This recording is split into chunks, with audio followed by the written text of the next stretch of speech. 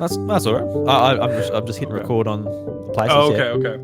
Well, yeah, I was doing this episode of Keep Nintendo Weird, and uh, it was with my friend Jonathan Holmes, and we were doing an episode about No More Heroes, and we're doing it over Zoom.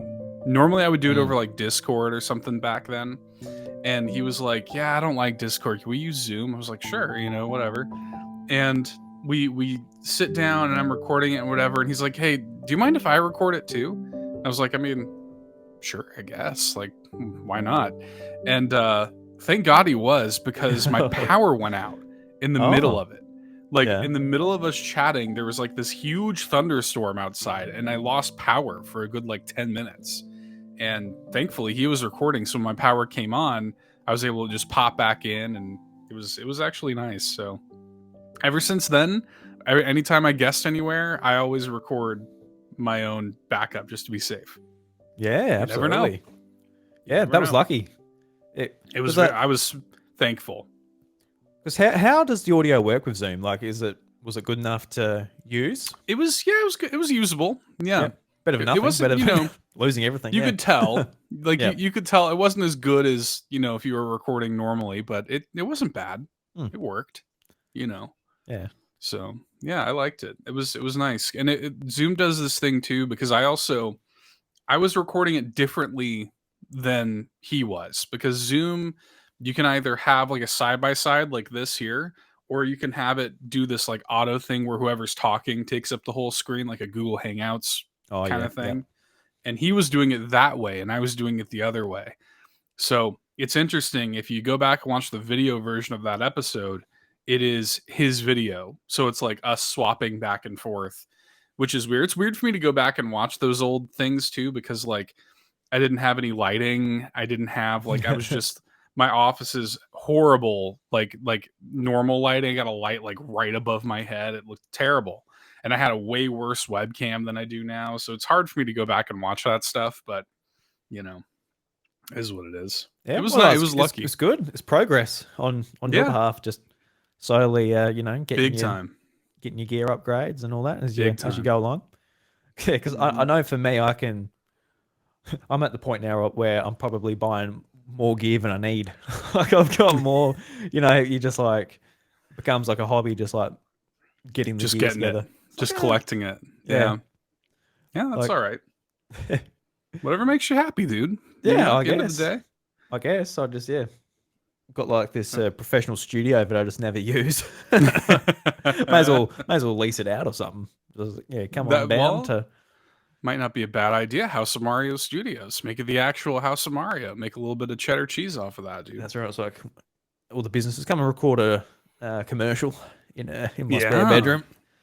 Yeah, that's right. There's I feel like I keep derailing this entire thing. I'm sorry. That's all good. I the there the I don't know if you ever saw, did you ever watch like Comic Book Men, like the Kevin Smith produced No, show? no, I haven't. Yeah. I missed a lot of Kevin Smith stuff. I've been meaning to. Yeah. I wanted to go back and watch. Was it Clerks? But I couldn't find it. Real like Clerks 1, the first one? Yeah, it wasn't on Oh. any streaming service. So I'm like, oh well. Oh damn. Yeah, that's one of my favorite movies ever. But he produced this like kind of Pawn Stars esque show called Comic Book Men, and Mm. they that show was bred off of a podcast that I've been listening to for like 15 years called Tell 'em Steve Dave. And they the people that made that created like a podcast studio where you can go, it's in the New Jersey area, Mm. and you can go in there and pay them and record and produce your podcast from their studio, which is interesting. It's an interesting like business model, because it's like if I wanted to, if somebody really wanted to pay money to like start up and have a professionally produced and like a good environment with good audio and equipment and stuff, and they're set up for video and everything else, um, be worse ways of doing it. Oh yeah, you know yeah. Sometimes so when I'm like going down the main street of our town, I look and see like a vacant building, and I look in there. I'm like, wouldn't that be cool to just like almost what Kind of Funny do, like just right. like do the big setup in there, and you could do something like that where you could like lease it out. People could come in, but in like a rural town, how many people are looking to do their podcast? How many people would you need to get through to pay the bills? And Mm. Yeah. I'd imagine a fair bit. But you look at some of these places in the city though that do that; they charge a fair bit to get people in there to Yeah. do a podcast. Because I guess they pretty much just like they do the editing and just do the whole podcast. People just come in and do their thing They and just probably come go in and home. do it. Yeah, Mm-hmm. like Yeah. you're like their producer and editor and everything as well. You're sitting Mm-hmm. there on the boards and making sure everything's running okay. I reckon that'd be fun. I'd actually I think so get a too. massive kick out of that. I reckon it'd be awesome. I would too. It'd be super fun. I have a friend of mine who edits the Game Informer podcast, and it's funny because he edits their show, and he'll like post about it, and he's just also like just a fan of the show.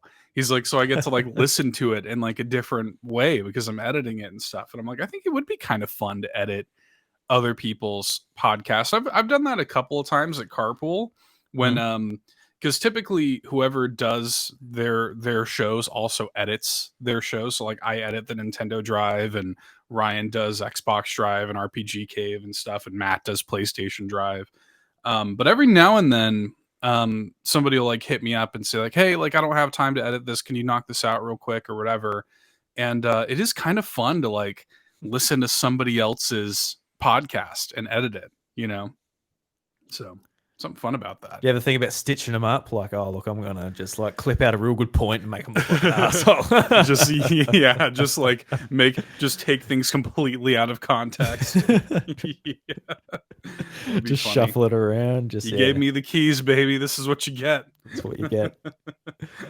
Yeah. No, I've never tinkered around with anyone else's podcast. It's always been mine, and typically it's like if there's something you know that needs to be done, you know where to go.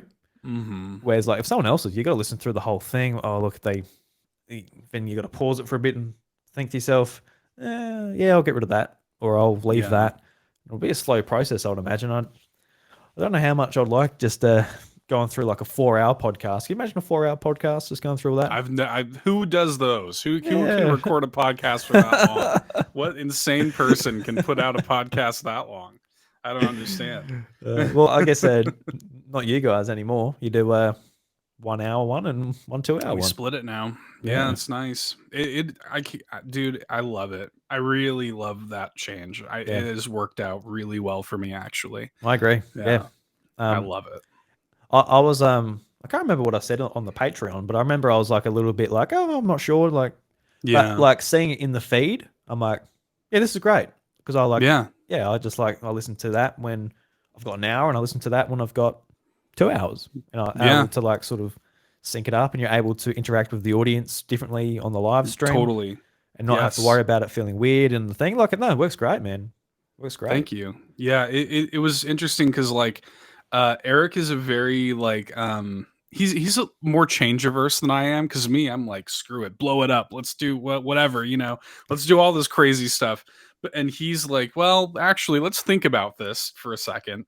And I had actually been talking about doing that for like a long time, and we'd been bouncing back and forth, kind of like what that looks like and blah blah blah. Because it's so funny, because like when you look at like All In versus the Nintendo Drive, like All In, everything is so well considered. Like every piece of it is so thought about, and it's like professional and like put together. Nintendo Drive is like Court told me the other day, he's like, it's the Seinfeld of podcasts. It's the show about nothing, He's like, which is great. They're both great, but they're very different flavors, and so Eric brings that to All In, though. Like, it is, All In is like that because of Eric. He brings that structure and that sort of like balance, because I will just blow it up and play with it and break it and stuff. So it's nice. Like, I was able to sort of get him into that mode a little bit with the change, and it's been really cool to see how well it works. I really like it a lot. Yeah, so get that military man just put down his foot. That's like, it. This is what we're doing. Totally. It's very structured. Yeah. Totally. He is like the military background, professional broadcaster. Like, he is used to. He told me once, he's like, I could not do a show like the Nintendo Drive. He's like, I just couldn't. And I'm like, I get it. Like, it's not. He is just a buttoned up, very prepared dude, and and I appreciate that about him when it comes to All In, because I think I kind of need that. Like All In is the way it is because of him, 1000%. You know, so yeah. Yeah, Shout no, outs to absolutely. Eric. Yeah, no, shout out to Eric. He's great. He's just wonderful to listen to. Like I really do love your show, man. All In. Thank you. Just yeah, just been really enjoying it. Just like I'm so inspired by it. Even like what you guys do, the creativity you guys put into it with all your segments and that. I think to Yeah. myself like, like every week, like you come out, you have a segment, well, multiple segments with like lists, and it's all organized, and yeah, just absolutely fantastic. Yeah, I appreciate that. That's all him. Like the lists and stuff, that was his idea. Like Yep. when we put that show to, he was like, we should do like a top five every week, and like we both knew that we wanted indies to be a big focus of it.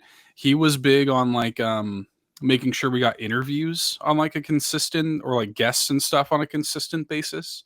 Because for me, I never saw that as being something very important, but like he was right. Like I love doing that for the show, and like we've had some amazing guests on the show, and we've been able to do some like really cool interviews and stuff. And like whenever I think back to some of my favorite moments doing that show, it is stuff like that, and Mm. that's all him. That's like all thanks to him. He feels like he's kind of like in the background a bit more, because I'm kind of the loud vocal one. I'm the one on the YouTube channel, and I'm in everybody's face, and I'm like, "Hi, it's me."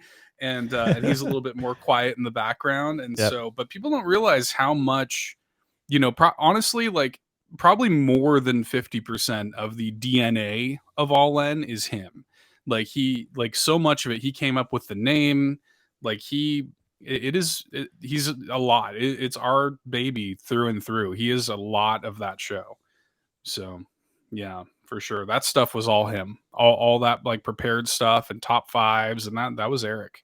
So Yeah, yeah, I nice. wouldn't have come up with that. So What do you reckon you would have done if it was you sort of like, all right, we're going to do a Nintendo podcast. How are we going to go about tackling it it? honestly, it would probably be just way more free form. Like it probably would have just been much more like loose, kind of like Keep Nintendo Weird is, or like the Nintendo Drive is. I just I have done podcasts for a long time, and I've never come into it with that kind of like polished broadcaster mindset that he has, where he comes into it and he's like, it needs to be segments, it needs to be this and that, and like he's right, and ultimately that is what makes All In unique, is that stuff. Yeah. That's what makes it different from your normal Nintendo podcast. All In, if it were just me, All In would be a much more like normal, I guess, Nintendo podcast. Like it would sound like everything else, frankly. So, um, and that's just, I think, as a result of like him not being, because before doing All In, it's he doesn't have a history in like podcasts. He doesn't really listen to podcasts or anything like that, and I actually value that quite a lot, Mm. because for me, like you almost pick up like bad habits from other people, or you feel like you're doing an impression of other people. Like I got into podcasting because of like Kevin Smith. I was telling you earlier, I can't remember if we were recording earlier about this or not, but Tell Him Steve Dave, Idle Thumbs is probably my biggest inspiration for podcasting. These are like old podcasts, and really just doing an impression of them, at the end of the day. But he doesn't have any of that. Mm. Like he has none of that. So like he brings, it's an interesting marriage of like my history with like podcasts and podcasting, and his history with professional broadcasting does, I think, give it a unique flavor, that just wouldn't exist if he was not a part of it. Like he's a super important part of it. So Yeah, yeah. absolutely. And like what you said about sort of I guess interpreting other people. Like when I started off, I was listening to IGN podcasts and a lot of like podcasts Hmm. beyond and stuff. So I'm like, oh, how do you intro a podcast? Right. What's up, everybody? And Right. and eventually I'm like, well, I want to be able to intro it how I want to intro it. So I do it a little bit differently, I guess now. 1000%. When But I do Keep Nintendo Weird, I say Keep Nintendo Weird like they say Beyond, sort of like they say Beyond, and I'm like, Keep yeah, Nintendo Weird. It's I mean, we're all just, you have those points of order and those inspirations, and everything is bred out of something else. I think ultimately, like, you have to have that spark somewhere to be inspired by somebody and twist it and make it your own thing, to your point. So yeah, it's interesting, man. No, absolutely. And I guess the inspiration will continue to come on for the rest of our lives as we're taking in other people's content and keep going with our own. That's right. That's right. Anyway, sorry for the like 15-minute derailment here. I didn't know. I was like, man, I didn't want to like stop him from doing any sort of intro or something like that.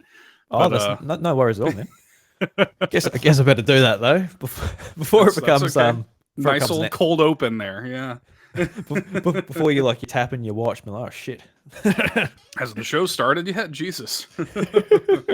We're like waiting for a band to start. Like, come on, it's cold out here. We're just like a few more measures, you guys. We got it going. Keep it rolling. Just another guitar tune up. We swear we'll be out. We're on our way. Promise. All right. I might as well introduce it. Do it. G'day, everybody. How you going? No. You got to do the classic Drew. The classic good day, everybody. Okay, I'll try that one, eh? G'day, don't everybody. Hurt your throat doing it, though. Yeah, that's true. That. I don't want to bust the throat. Or wake up the kid. That's the worst bit. I'll bust the throat. I don't want to wake up the baby. That'd be the worst bit. But yeah. G'day, everybody, and welcome to the House of Mario. And this is something a little bit different. We're having a sleepover. This is a sleepover at the House of Mario, new guest spot that I'm opening up.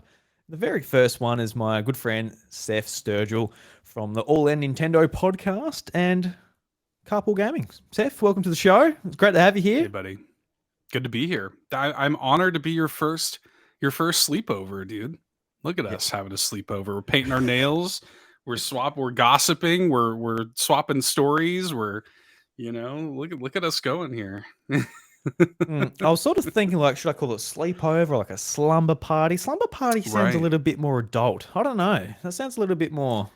That's true. Like a little bit. Have you ever done a like a lock-in? You ever done one of those? Like at a pub? I don't know if it's interesting. I don't know if this is an American thing or not, but we were talking earlier about like the differences, like cultural differences between like America and Australia. Here in America, it's not uncommon at all for a school or a church or something to do like what's called a lock-in, where it's like this massive sleepover slumber party or something where you're just in like the gymnasium of the school, the church like annex or something like that, and just everybody's hanging out in there watching movies, playing games, whatever it is. And yeah, it's like a massive slumber party, a lock-in. Yeah. I've done that once, and that's because a school camp got cancelled. But apart from that, that was about it. But it wasn't even that exciting. We like just slept in the classroom and watched movies. Like, it was fun. It was fun. It was good. It felt weird to be at school at nighttime. Right. Yep. But apart from that, it was a little bit disappointing because I think we eventually went on camp, and I remember that school camp. I was grade 5, and I just remember it because they did not feed us.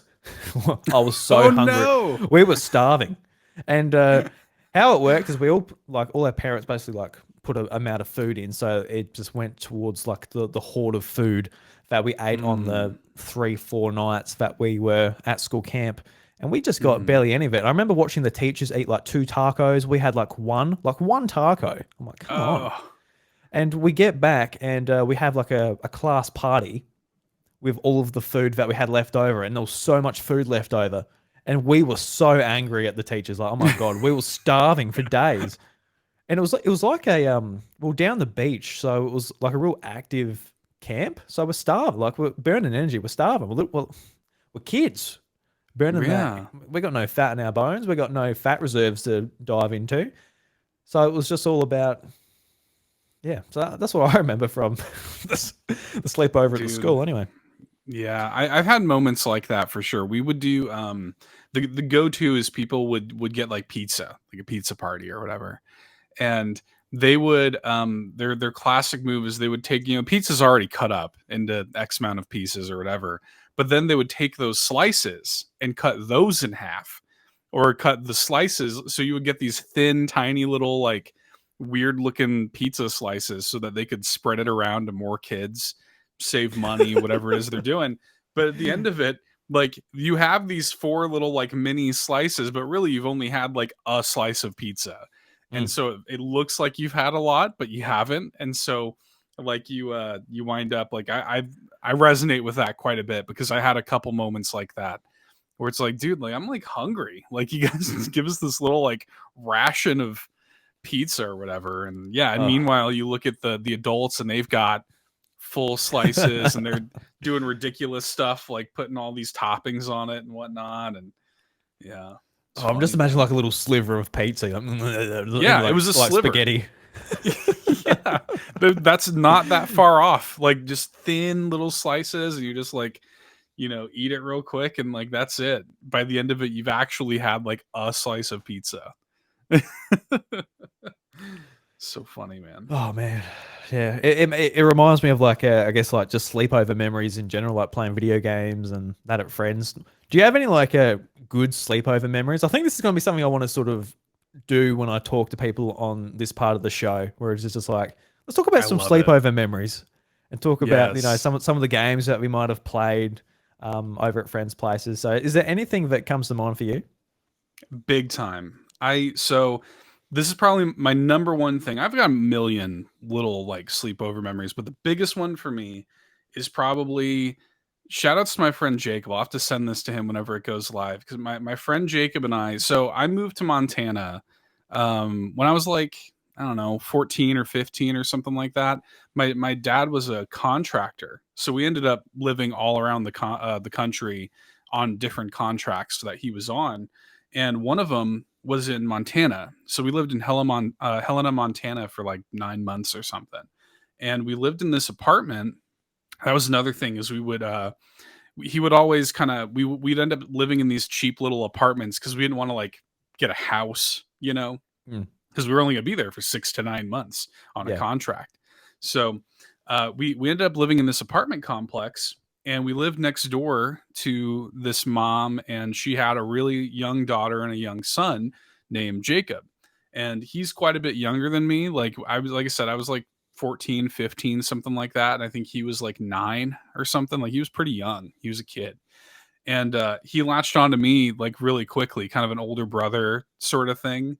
And he wound up hanging out at our house like damn near every day. Like he would just come over, want to play games, and I liked hanging out with him. He was like cool. He was really like one of those kids that like I won't tell too much of his personal information, but he was one of those kids that had to grow up too fast, Oh, okay. and Yeah. and so he was like mature behind his, like I say, he couldn't have been older than like 10 years old, but Mm. like I felt like I was hanging out with another like 14, 15-year old. And so anyways, he and I would hang out and we would walk like to Blockbuster and just like rent games together, and we would have sleepovers almost every night. Like he would just come over nearly every night and we would have like a sleepover sort of experience. I remember we were very poor. That was probably the least wealthy my family has ever been. I didn't have like my own TV or anything like that. I had my PS2 and my original Xbox. Like I brought that stuff with me when we moved, but I didn't have like my own TV or anything like that anymore. And so he gave me this like little crappy CRT TV that he just had laying around. He gave me one, and we set it up in the basement where we were staying. And I just remember we would like go and rent. One of my fondest memories is we would rent like Tony Hawk games Mm. from Blockbuster. We'd rent like Tony Hawk's Underground 1 or 2 or something like that, and just stay up all night with like Mountain Dew. And I remember the little Reese's minis, the Reese's peanut butter cup mini cups, and we would just like be throwing those down, drinking Mountain Dew, and just playing through the entirety of Tony Hawk's Underground together. And those are really precious memories. He would like it was all kinds of stuff. We would rent like Half-Life 2 on original Xbox, like the original Xbox port of Half-Life 2, and play through that together over a sleepover. And so those are like I've had a lot of sleepovers over the years, but the ones with Jacob like that, where we would just walk like 2 miles down the road to Blockbuster, and then pick something up, bring it home with junk food, and play it all night together. Those are really precious memories for me. Oh, Yeah. there's nothing better than just going to the supermarket or whatever and just getting a bag of junk food and Yes. knowing you've got an all-nighter, the video game in place, a good mate to just spend it with, and yeah, just those memories are just irreplaceable. And I hope I can make sure my son gets them because yeah, it's just Yes. so much fun. And like for me, it was just it was a lot harder to get it organized because I always lived out of town on the farm, so it was always like a big thing to get parents to ferry you back and forth and whatever. But I guess like the situation you're in, it worked out I guess pretty well as far as being able to catch up with your friend and being able to just like walk over and Yeah. um yeah, just like play games and He spend was it that next way. door. Yeah. Yeah. Like he literally would just come over and we would hang out pretty much all day. Like I was homeschooled at that time. So like I was able to get my schoolwork done like really easily. And yeah, he would just come over and we would just hang out and play games, man. Like it was really nice. And I didn't really understand it at the time, but he would have people from like the government or whatever come out and like check on him, make sure he was okay and stuff like that. But they were able to do it less because they knew he was at our house just chilling, All right. which Yeah. was cool. Yeah. So yeah, it was nice. It was nice to kind of and we've kept in touch over the years. And now he's like in his 20s and has a kid, and it's weird. Like we've kept in touch over the years. I remember when I got my Xbox 360, I got a I got a random message from some gamer tag I didn't recognize. I didn't know who it was, and just added me as a friend and sent me like a voice message, and it was him.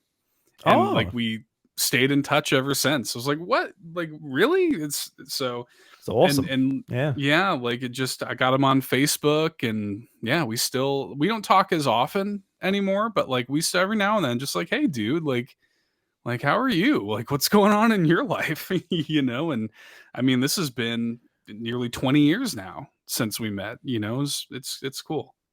Yeah. Yeah. It's such a great reminder just how special video games are, how you're able to Hmm. just really bond over it. Because he could have come over and just watched movies all night or whatever, but it's different when it's just actually interacting with the medium, and especially with like Tony Hawk or whatever. It's such a great game Yes. just to hand the controller over, try some things, and pass it Yes. back and forward. And remember, like a lot of that stuff, with like whether it's Driver or GTA or wherever, you just open world or sandbox games where you can just like muck around and have fun. They were like the best just to be able to play. And yeah, I'm sure especially those games as well back then, like whatever he was going through, I'm sure it would have helped him so much. Just those memories of being able to spend his time with you, and I'm sure he Yeah. looks back on them very fondly, much like I you hope do. so. Yeah, I totally do. And like it definitely was, and it was one of those things where like we didn't realize it at the time. Like we didn't realize at the time that like you're creating these like memories that you'll Mm, carry with you for a long time. And yeah, I don't know, man. That's a very like special. It's interesting too because that my family and I look back on that period of our lives really fondly too, because it's one of those things where I mean we had very little. Like we were very poor. My dad didn't his work did not pay him that much when we were there, and it was quite expensive to live there compared to what we were used to. The cost of living there mm. was much higher. He didn't really have a sense for like how that would factor out comparatively. So we that was like I said, the least wealthy my family has ever been is when we lived in Montana. But at the same time, um, we would just like every night for dinner we're having like salmon and rice. That was like our we did that like 4 nights a week. Um, so there was something about that, like struggling together though, that like brought us closer in a weird way. I was sleeping on like an air mattress in the basement, you know, and something about that struggle like brought the family closer together in a big bad way. And also, like yeah, having somebody like him, like the neighbor kid who comes over and plays Tony Hawk or Kingdom Hearts 2 or whatever with you, and it's just those are very like nice escapes in what could have otherwise been quite a hard time. You know, we would have this kind of routine where my dad would get home from work, and he worked really hard. He just didn't get paid all that well compared to the price of living. So he'd come home from work, and we would walk down to the gas station or service station, if you like, down the down the street, and get like he always wanted like a big Coke, like a big Coca-Cola, one of those like Oh hell yeah. dollar fountain drinks that are like here in America, it's like a 60-ounce, like ridiculous fountain drink in a styrofoam cup. Yeah. And he wanted one of those every day. Jacob and I would walk down the road and get him one. And we just kind of walked everywhere together. We're renting games, we're staying up late playing them together. And I mean, we did that nearly every night for the like 9 months that I lived there. It was one of those things. It was like we lived like kings during those times, you know. So good memories. Yeah. And that sounds really special. Just even if it's harder times for the family, it's you know Hmm. it goes to show, just like I look at it from the perspective of the parent now. Like no matter what you're going through, you can still make awesome Right, memories for your kids. right. Even if it's like work's not so good, you're living in an apartment, you're only going to be there for a little bit, or whatever. You've still got fond memories that you can glean from it. So that sounds special, man. That's awesome. Yeah, big time. And it's funny too because I a big thing for me is as I get older, I start to think to myself, like they were the age that I am now then. Does that make sense? Like Yeah, it's yeah, weird to think about. Like I am older now than my dad was then. You know, working like that, not making a lot of money, having a quite large family. He had me, my sister, two young children, my younger brother and my younger sister, and then my friend Justin, who moved up there with us. He had like five kids mm, that he was providing for. In addition to my mom, we also had our dog, who has since passed away, but our dog Gibson was living with us at the time. And so, I mean, five kids, a dog, living in a pretty expensive place compared to what we were used to. And he was the sole provider of the household. So, I mean, it mm. was he went through quite a lot, and he moved us all up there so he didn't have to be away from. He could have just worked there himself remotely, but he wanted his family with him, and he was Yeah, like, I'll struggle, you know, we yeah. can do this.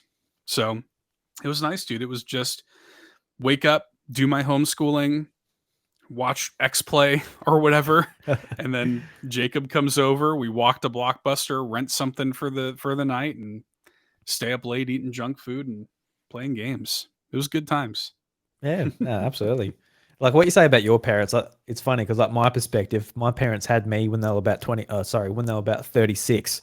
So Wow. Yeah. I'm 28 now, so I've got about 8 years on them as far as Mm-hmm. having Yeah. having my first child. So yeah, because how would you say your parents were? But My 19, mom was 19 when she had 19, me. yeah, She was which is young. yeah, because I remember you talking about it on I think it's a Nintendo Drive. And I was like, Yeah.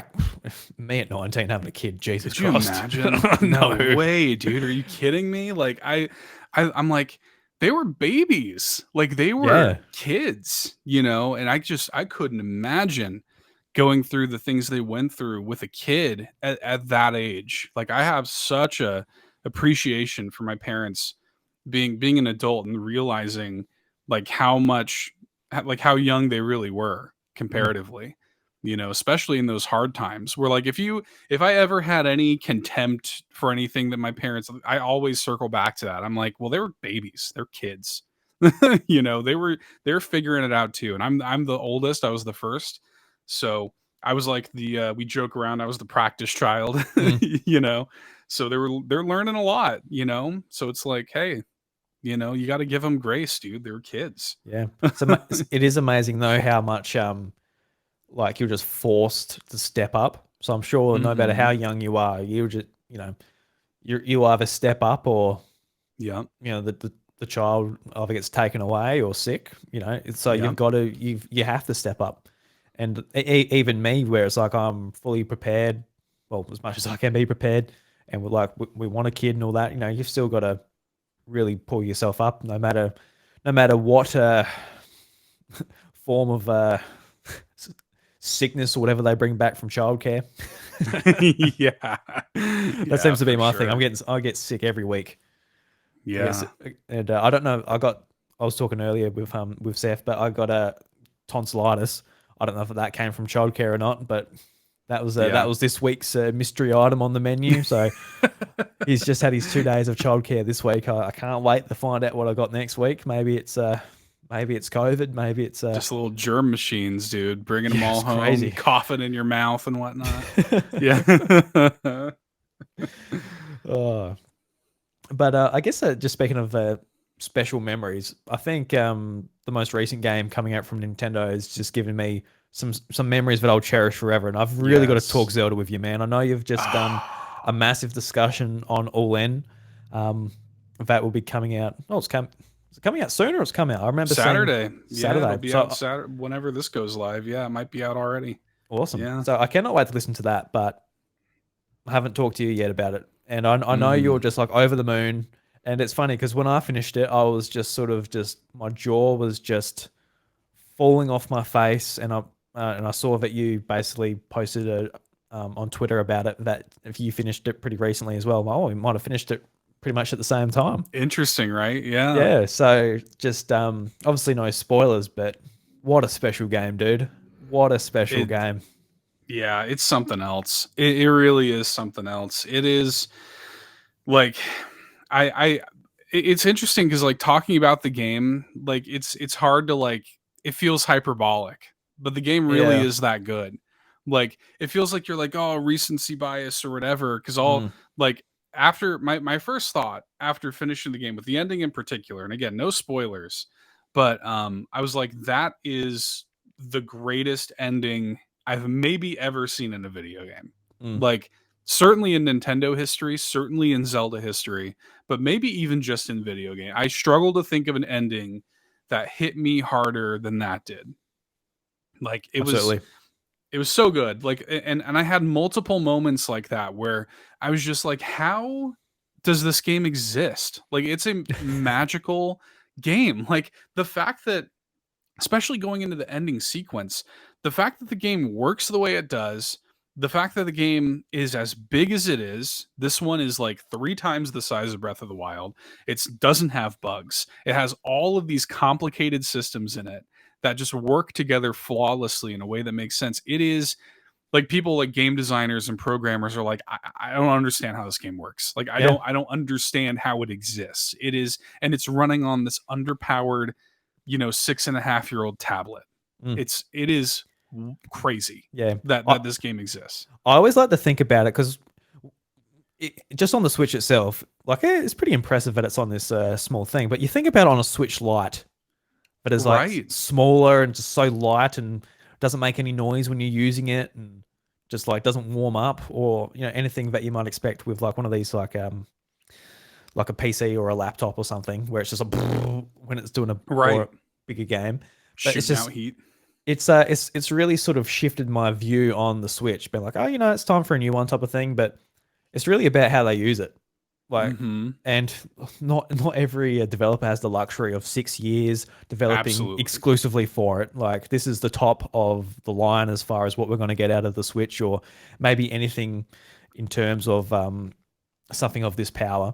But it's just incredible. And when I was playing like the shrines with like the bridges, where every little plank is interactable and you can Right. put stuff onto it, I was just sort of playing with it, just looking at it, being like, I've never seen it. I've never seen anything just this tangible, being able to play with it in a game. Mm-hmm. Because I guess in some games you might be able to like cut the rope on a bridge. Oh, time to wake up, Right. Seth. Yeah, that was my alarm to wake up and do this. I wound up waking up earlier to come on here with you than anticipated. So I completely forgot to turn off my wake up alarm. My No, bad. you're good.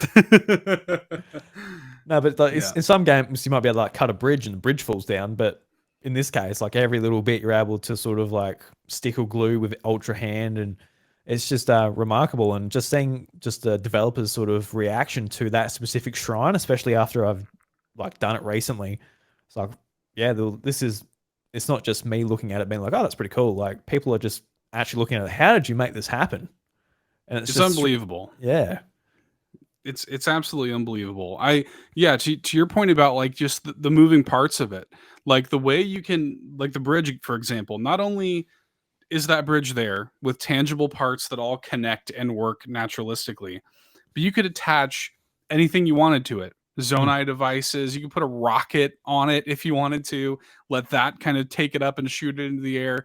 You can do all, put a wheel on it, whatever you want to do. Like, and all of these things, there are a million ways that could break, and it doesn't. Like, it just doesn't.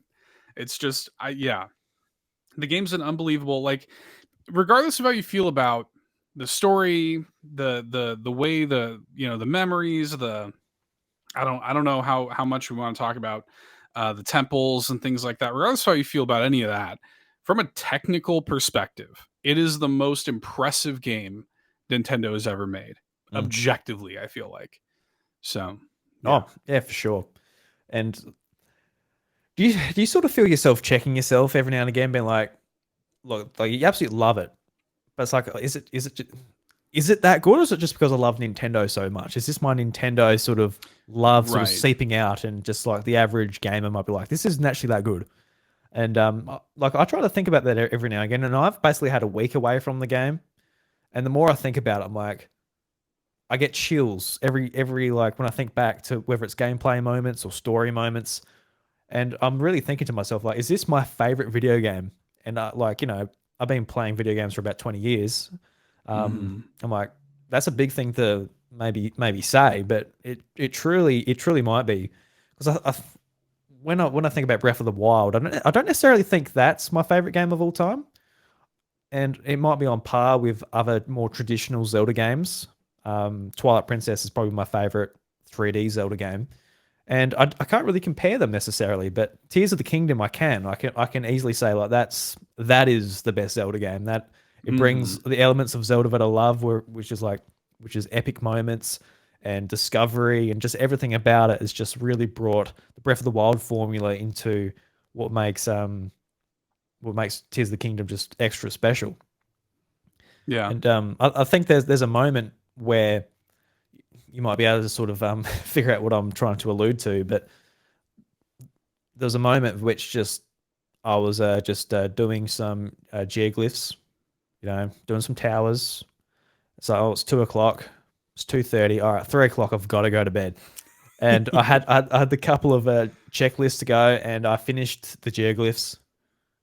And like what happened afterwards, I was just like, my jaw just dropped onto the ground. I was like, holy shit! And I'm so Yeah. happy that I discovered it in that order, because there are Me other too. there are other sort of orders you can do to get to a similar point, and I think that it kind of spoils it, because you can spoil yourself with the story if you do things out of order. Like it'll show you something. It's like, oh, well, I guess I'll figure out how we got there, but Yeah, well, so I did the geoglyphs kind of by accident, because when I came into it, Mm, I wanted to, my first objective was I want to get to all the Skyview towers. I want to fill in this map, right? yep, same. And Mm, and it's, it's not really a spoiler to talk. The Skyview towers shoot you up into the air, and you kind of get like a big look at the ground below. mm, And so I would just see the geoglyphs, and especially after that kind of like onboarding mission where you learn kind of how they work and what they do and everything.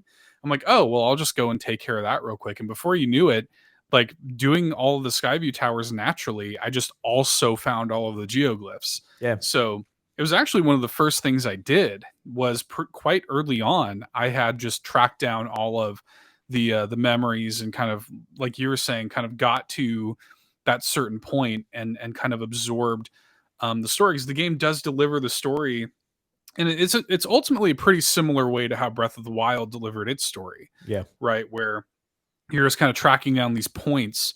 But the story that Tears of the Kingdom tells, speaking vaguely, is so Mm, much more impactful and so much more like resonant, and has greater and stronger character moments, particularly with the character of Zelda, that I really appreciate about this game. Because Breath of the Wild, like the story, I love that game, and one of the things I I try to say is like I hate having like a Breath of the Wild put down party to talk about this game because Oh yeah, no. it's Mm, still incredible, right? They're just so different, but Breath of the Wild's still like an incredible game. Um, but like playing this, just the way it approaches that story was so much more impactful for me. Like the story of Breath of the Wild has always been a bit of a weak point of that game for me, and it's a total highlight of this one. Like it's a total strength of this one is the story, and like knowing everything that you know after collecting those memories and coming into the ending of the game, and like everything kind of crescendos in this like masterful way in the ending of the game, and like all of that stuff hit me way more strongly than almost anything else. Like when I look at the series, Majora's Mask is always going to be my favorite. That game changed my life. Nothing is ever going to hit me the way Majora's Mask hit me. of course, yeah. um but Tears of the Kingdom is certainly the best Zelda game. I don't think there's even a question. Like in terms of how it's made, in terms of the story told, like it is, in terms of its quality, the best game in the series.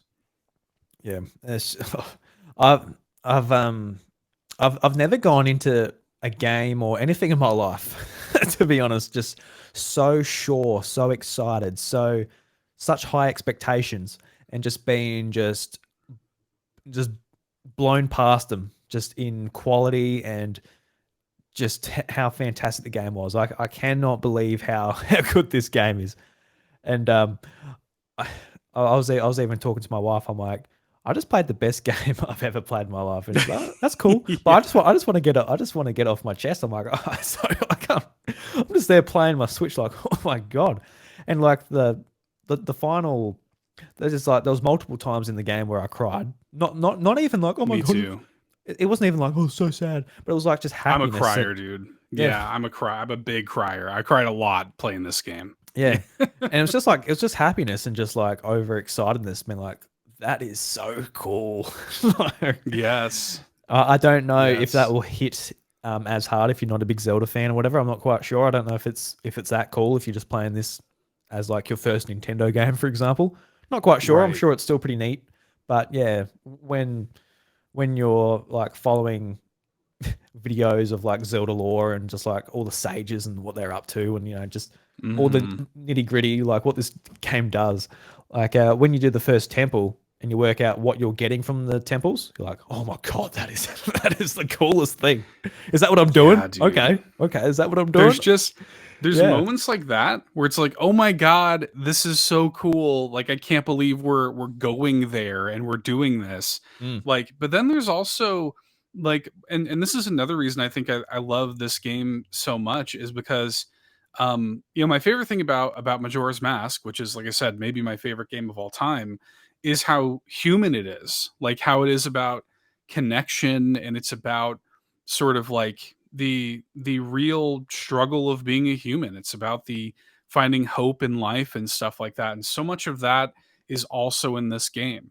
Like there, even like in side quests, like there are a couple of side quests in particular that come to mind that brought tears to my eyes. That like the no spoilers, but the side quest you do in Terrytown is just one of the most like gentle and sweet. The side quest itself ultimately very simple, but it is so like human and raw and just like good-hearted. I got goosebumps thinking about it. I took a screenshot. There's like a final shot in that side quest where you're just in a hot air balloon looking over the sunset with this family, and it's breathtaking. Like it is like I cried afterwards. I was just like, this is beautiful. And like this sort of like narrative of these people who this is, you got to remember, and it's I think easy to forget that like this is a world that is post calamity straight into upheaval. Like right Yeah. when they were just about to rebuild, it all gets upturned, and so these people are having to reevaluate their way of living twice. It's like it's it's this world completely beset by turmoil, but they are finding ways to sort of like be good in the face of it, to find these little like safe havens, these little things to latch onto. If it's family, if it's your village that has been overtaken, you want to reclaim it and rebuild it. Mm. These little things, taking this world back and finding the good in it is like, I think really powerful, and to me speaks to like the a big takeaway I had playing this was like it feels like a game made by people who are feeling that way about the real world, because like especially, pretty much everywhere, especially post pandemic, it's like everything's gone to hell. Like it almost feels like it's like we're in an upheaval period and it's time to rebuild, you know? And I don't know, like I think that those themes are very powerful in this game. I was really stricken by that. Mm. So, Yeah, yeah. like just the side quests just in general, they're a big step up from Breath of the Wild as well. Because Breath of the Wild, obviously, a lot of detractors are come and say what they don't like about the game, which is fair enough. That's great. When you compare it to like a game like The Witcher or whatever, which has extremely strong side quests, and like I don't know if these side quests are on that level necessarily, but they're certainly like very good. Like every single one, someone's got a problem, you can fix it, and there's a good story that you go along the way. Other side quests that sort of link multiple side quests together as you're going throughout Hyrule. And I've still got to do a lot, but I can't wait just to spend my time now just going around, just like, what do you need, mate? Just handyman Link getting around, just building carriages, just like, where do you need to go? Yeah. What you buying? What are you buying?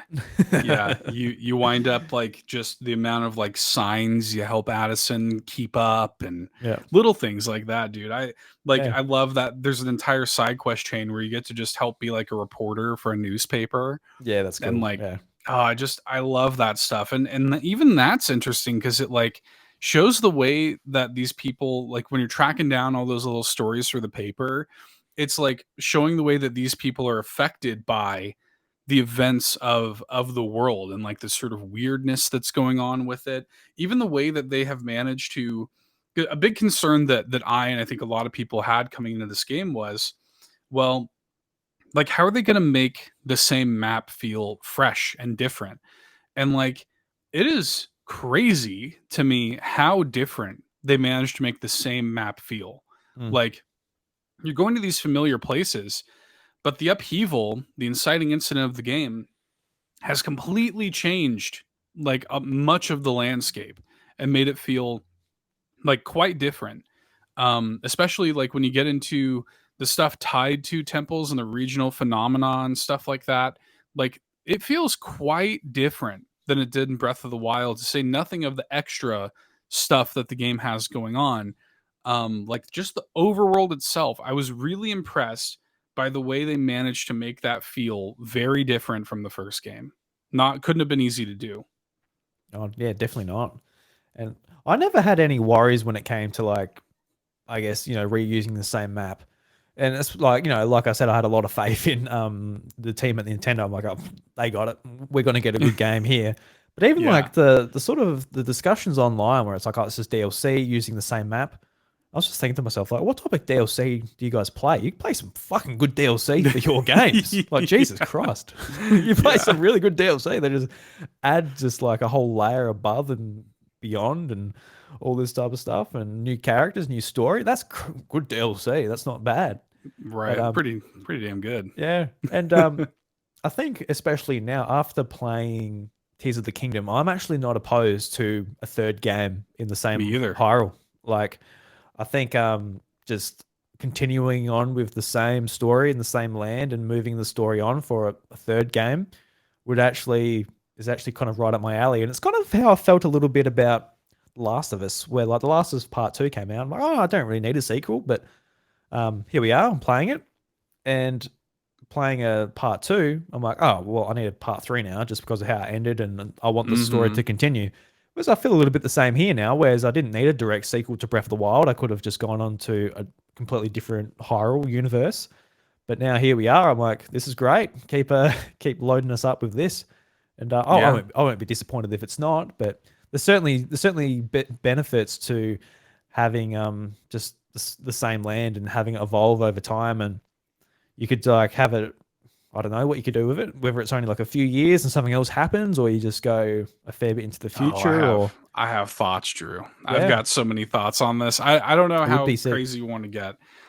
But I would love to see a significant time jump. Like a significant, I want to see this world get a chance to actually build up. Like I want to I do too. see this will actually develop. I'm not talking like sci-fi. I don't want it to be cyberpunk, Zelda or whatever, but We've already got hover cars in this one, so it doesn't really matter. that's true. Well, and that's the thing too, right? Is I'm imagining like in the context of this game, post upheaval and all of this like zonai technology suddenly literally falling into the laps of these people, combined with the scientists and the Sheikah like Pura and Paya and Robbie and stuff. It would be kind of cool to see this world get a chance to advance in a real way. Like if we did if the third game time skips us like 20 years and we get to play as like actually an older Link, and we get to like see this Link and this Zelda get to kind of grow old together. I think it'd be kind of cool. Like I would actually be way into that. And it's interesting because the way that I've always viewed Zelda, and maybe this comes from just my childhood attachment to Zelda, but every time I look at a Zelda game, I take something away from it that represents childhood for me. Like I always, if it is the sense of like childlike wonder, where like in this game it literally feels like you're playing with toys, or if it is a commentary like Majora's Mask, I think of one of the many themes I think Majora's Mask has is the lack of a feeling of control over your own life that you can feel when you're a kid. And Wind Waker feels like being a kid and burdened with purpose and kind of having to be the new hope that you see in the world in the face of, Ganon's whole motivation in Wind Waker. Not to overtly spoil it, because I hope it comes to Switch so people can play it. Mm. But Ganon wants the world to go back to like the good old days, sort of thing, and it's like that sort of thing. And so I'm always finding these like connective tissue in Zelda games that relate to being a kid. So it'd be really interesting for me personally if there could be a commentary on getting older and being an adult in a Zelda game. And I think it'd be super rad to see Link bearded, like older Link, No, yeah. like 35, 40-year-old Link, coming in. I would be way into that with like a I would be too. developed Hyrule. Yeah. Yeah, because with Breath of the Wild, they wanted a big world to explore, but it's on Wii U and Switch. So their idea was like, oh, everything's gone to shit, and the land's been wiped out. So there's no cities. It's nothing too taxing on the hardware necessarily. But next Zelda game, obviously going to be on a next generation version of the Switch. I sure hope so. Good Yeah, God. you imagine just like 6 years time, it's still on the Switch. Oh my God. Riding this thing till the wheels fall off, baby. Yeah. God, I think the wheels might have fallen off then. No matter how much we still like it, but my They're God. a little rickety now. Let's be real. The wheels they're hanging on, but they're a little wobbly. They're a little wobbly. We got the Ultra Hand. Quick, put the wheel back on. But yeah, by the time the next game comes out, we'll be on hardware to actually be able to push some of these more cities, more populated areas. Then Hyrule could look a lot more different. With I guess a different, or bigger dose of technology, I guess, which I would love to see. I think that'd be great. There might be a fair few detractors. It might restrict the development team as far as trying different ideas, because you can imagine building on this game. That's going to be a challenge. Like Breath of the Wild was a challenge. This is really a challenge. Like, does Ultra Hand, is that something that can leave the Legend of Zelda series now? I know, that's the weird thing, right? Because like I sort of felt that way. It's so weird because you'd mentioned earlier, like you almost kind of have to like let go and let God with this stuff. Just kind of like let them do their thing. I'm not smart enough to like ponder this. They know better than me. I'm just gonna play whatever they put out. But it's interesting because like if I put myself back in the time period of Breath of the Wild, that was the commentary back then too. Was like, well, where do they go from here? How can it get bigger and better than this? And now here we are. And it's like actually a pretty massive step up. So regardless if it takes 6 years, 7 years, 10 years, whatever, I'm just going to like be so on board with whatever they do now, because I'm almost like, this game, if nothing else, has proven to me that like, regardless of what you think, regardless of what we sit here and think of like, hey, this is the peak. How can the next one not have Ultra Hand or whatever? Well, I guarantee you they are going to figure it out, and, Of course. they're going Mm. to find a way to make it bigger and better than what even we've just experienced now, which is crazy. I can't even fathom it, but like that's what excites me about it. You know? Mm. Do you feel yourself like we know that they're not going to go back to what the 3D Legend of Zelda was before? And Right. do you feel yourself missing that in some way? Gameplay, I don't, but there is a desire to be like, all right, I want that epic story told in order in real time. There is a part of me Mhm. that would appreciate that, and maybe even on like a smaller scale where it isn't like the big Zelda game, but maybe like a 10-hour Zelda game where it's just like a very dedicated story, maybe even like similar to what the 2D games are, but now that the games are so big that a smaller game is now like a 10-hour 3D Yeah. three temple go through big epic story. I wonder like if they'll do that. Like Zelda's becoming so big that they could have like this game that takes 6 years to develop, and 2D games and smaller 3D more traditional games also take the place to fill in the gaps because they can't do remakes all the time. We're gonna get to the point now where it's Right. like they're gonna re-release Wind Waker and Twilight Princess, which was the move last generation on the Wii U. So they can't keep doing that again and again for every console. But I'll be interested just to hear what you think as far as what those other Zelda titles could be apart from the big open world games. Because I personally would like, I miss them. I miss getting like the traditional 2D game. We only got like a remake of Link's Awakening. Mhm. Link's Awakening, like in all honesty, isn't like my favorite game. It's a little bit too convoluted in some Sure. ways. Yeah. Just as It far it as like, feels like a 30-year-old game, right? I mean, it's an yeah, old game. like I I, Um, I really want like a brand new 2D game, but Me too. Yeah, no, I like A Link Between Worlds is an amazing game. Like that that game is hmm so good.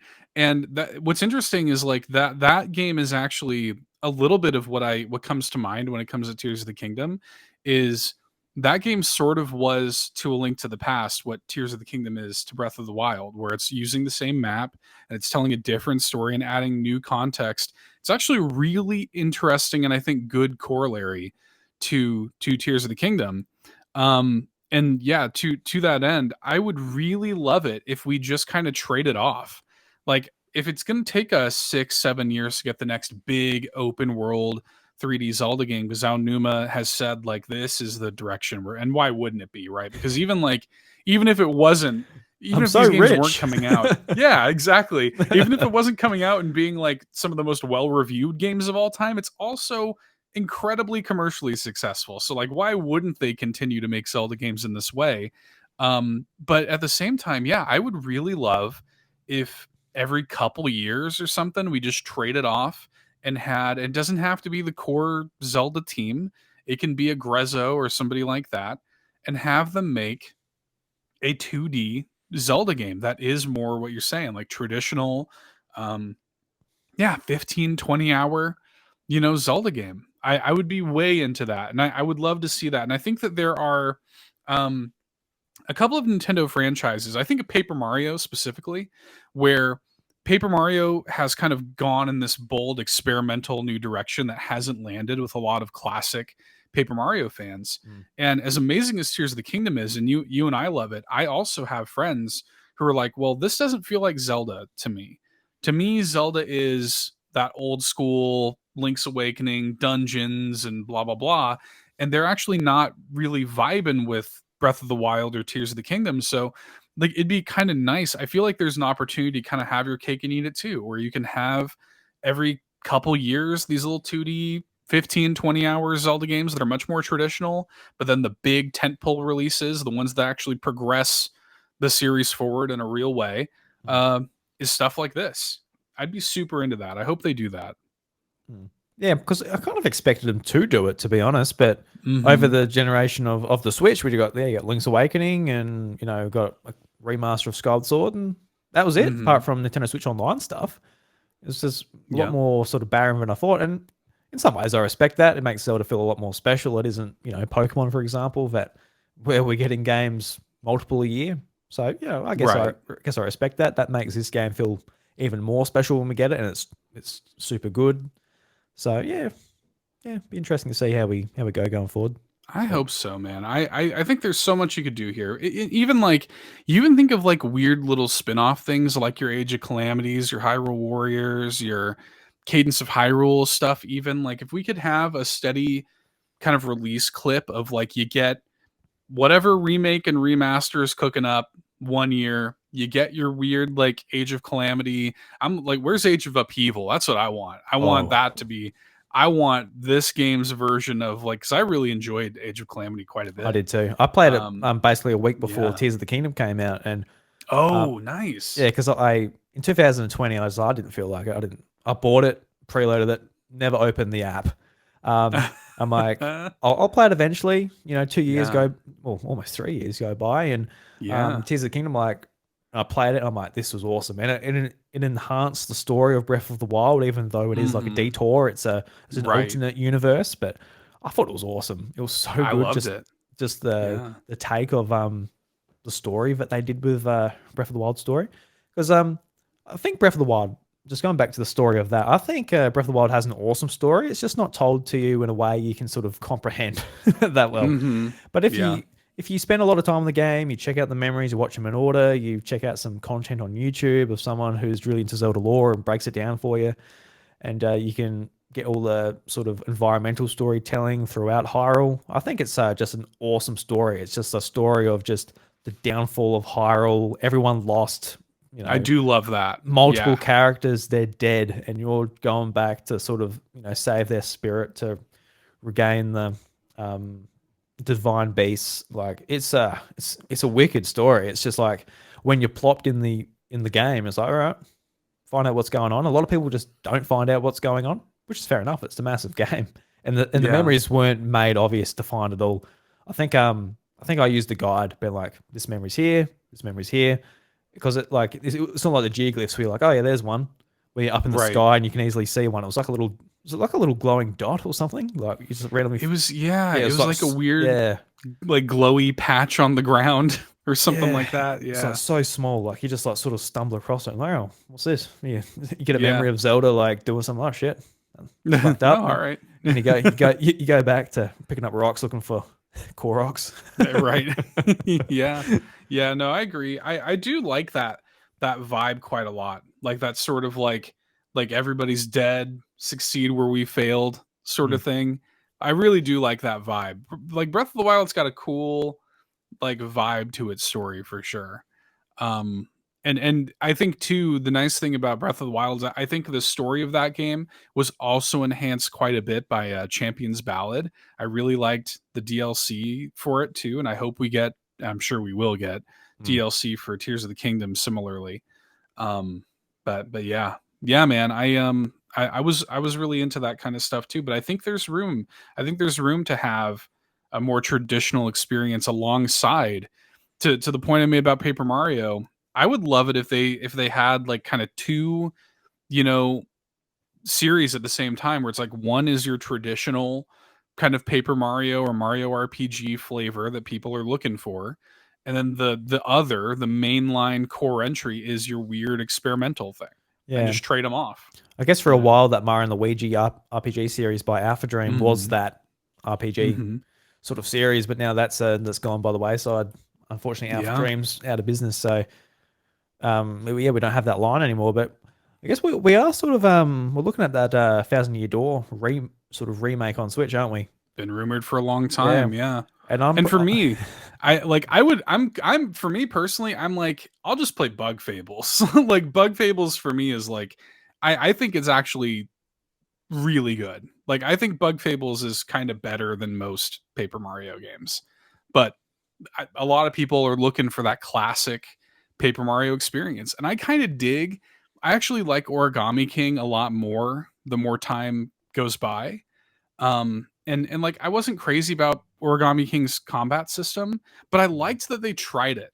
You know, like I like that they yeah, did something a little weird, a little interesting, you know. So I kind of like I want them to continue down that path, but at the same time I do sympathize with people who are like, give me that Thousand Year Door style. So if that comes out, if that's just like the re-release remaster of Thousand Year Door, if that is you have like your kind of classic series like that, like you said with Mario and Luigi, in addition to the experimental Paper Mario stuff. I just think that there's like an opportunity to sort of double tap and please both audiences with this and Zelda.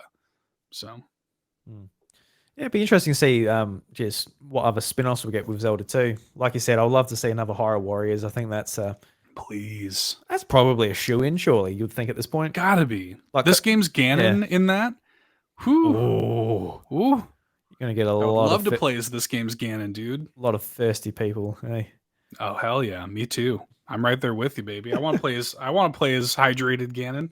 I gotta be honest. I'm not that drawn to Ganondorf in this. I'm not. Well, I love Yeah. the design, but I'm not. I don't find him that sexy. I think Yeah. I think Link's a little fair bit more handsome. To be honest, I'm more of a Link man. And Can that I say so? You know what? This game made me like Link more than maybe any other Zelda game. Like Link to me has always kind of been a little like he's like the blank slate. He's the player avatar. I liked Link quite a bit more in Tears of the Kingdom it feels more like a than character, other doesn't he? Zelda games. Yeah, Yeah, it feels more like a character. Yeah. yeah. Because in Breath of the Wild, it's like, oh, he's a stoic knight. That's why he doesn't talk. It's like, Right. oh, okay, fair enough. But in this, it actually feels like that. It actually like I don't know if that's just me reaching or whatever, but honestly, to me, it actually feels like Link is just there to protect Princess Zelda, and he Well, truly is just like stoic and doesn't say anything. And it's not even it's that, and I gotta speak vague here, but there is, and you'll know what I'm talking about when I mention this, but there's a cutscene, there's a memory in this one where it is Zelda kind of talking about Link to other characters. They're kind of like having a tea party almost, Yeah, and she's talking about Link, and the way that she talked about it's like one of my favorite memories, cutscenes, moments in the game. The way she's talking about him and the way that she is putting all of her faith into him, and she's like, I'm willing to do whatever it takes to sort of tee him up, because I know and I have the utmost confidence and faith that like he and we have saved the world together before. Like we've been through this trauma, and we can do this. I know that this is not going to be the way this ends, and like I really like almost like providing more characterization for Zelda in this game actually like embellished my thoughts and my feelings about Link in this game as a result. Like I liked him more in this one too. So I don't know, man. I thought that was really interesting. This is probably my favorite version of Link at this point. yeah, it probably is So me too. I remember I was watching I was watching the trailer again, like the third trailer. I watch that every day. I still watch it every day. It just like listen to the music on YouTube. People like cut it together where it's like no sound effects and stuff. I'm like, oh yeah, I just love it so much. I can't get it's enough so of it. good. But like just seeing all that different shots of Link, and like one of the first ones where he's looking back, taking the broken Master Sword off of his back, and he's like looking back, and the lighting sort of like goes Mhm. across his face. Um, yeah, I think it's my favorite Link as well, because there's always like Twilight Princess Link, like badass, like he's an older, more mature Link, and even like Ocarina of Time, just like the Links in that game. But yeah, I quite like what I really loved about this game and Breath of the Wild back 5 years or 6 years ago, as well as just like this is the Legend of Zelda art style, like it really is just bringing like the cartoony aspect from Wind Waker and Skyward Sword into like the more mature settings of Twilight Princess and Ocarina of Time. Like it's just the perfect amalgamation of both of them. So like when I see Link and all the characters in this is like what I really see like the final form of these characters being, which they won't be, of course. So we'll see some other sort of interpretations of them as we go forward, I hope. But yeah, no, it's just really special. And just like I guess talking about just the relationship with Princess Zelda as well, when in one of the memories in Breath of the Wild where Link saves Princess Zelda when she's been stubborn. She goes out on her own, and Yeah. she gets caught up with the enemy, and Link comes out last minute and saves her from death. And that was like the moment where it's like, this is my man. Essentially, this is my Yeah. knight who will protect me. And you see that character arc go into like this game where Zelda and Link, they're partners, they're one on one. And even from the very beginning of this game, you can see from Princess Zelda how she's sort of talking with Link, and she's so excited and open about how she's feeling about the discoveries and everything that's going on. And yeah, I guess that's why, it sort of opened my mind to like a third game. Like, what are the character interactions going to go with everything that happened in this game going forward? Right. Like Well, it's that's the thing, dude. It's like, and it again, these people went through trauma together. They went through hell and back together, and doubly so in this game. I mean, I look at it reminds me of the relationship I have with my wife, where it's like this is my ride or die. Like this is my ultimate partner to go through this life with, where like we have been through hell and back, and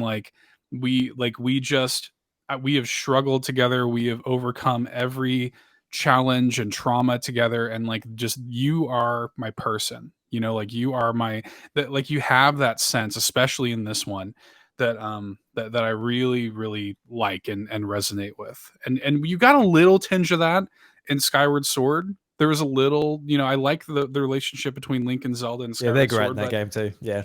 really good, right? But like the stakes are so much higher in this one, especially, again, no spoilers, but what Zelda goes through in this game, and the thing that she is willing to do to basically tee up the ball for Link in this game is just the ultimate display of faith and like trust, in that like I know beyond a shadow of a doubt that you are going to take care of this, and like I'll do whatever. And just what she goes through in the game, I think is just it's immaculate. Like that really resonated with me.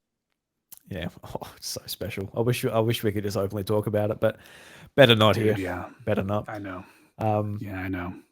but yeah, God.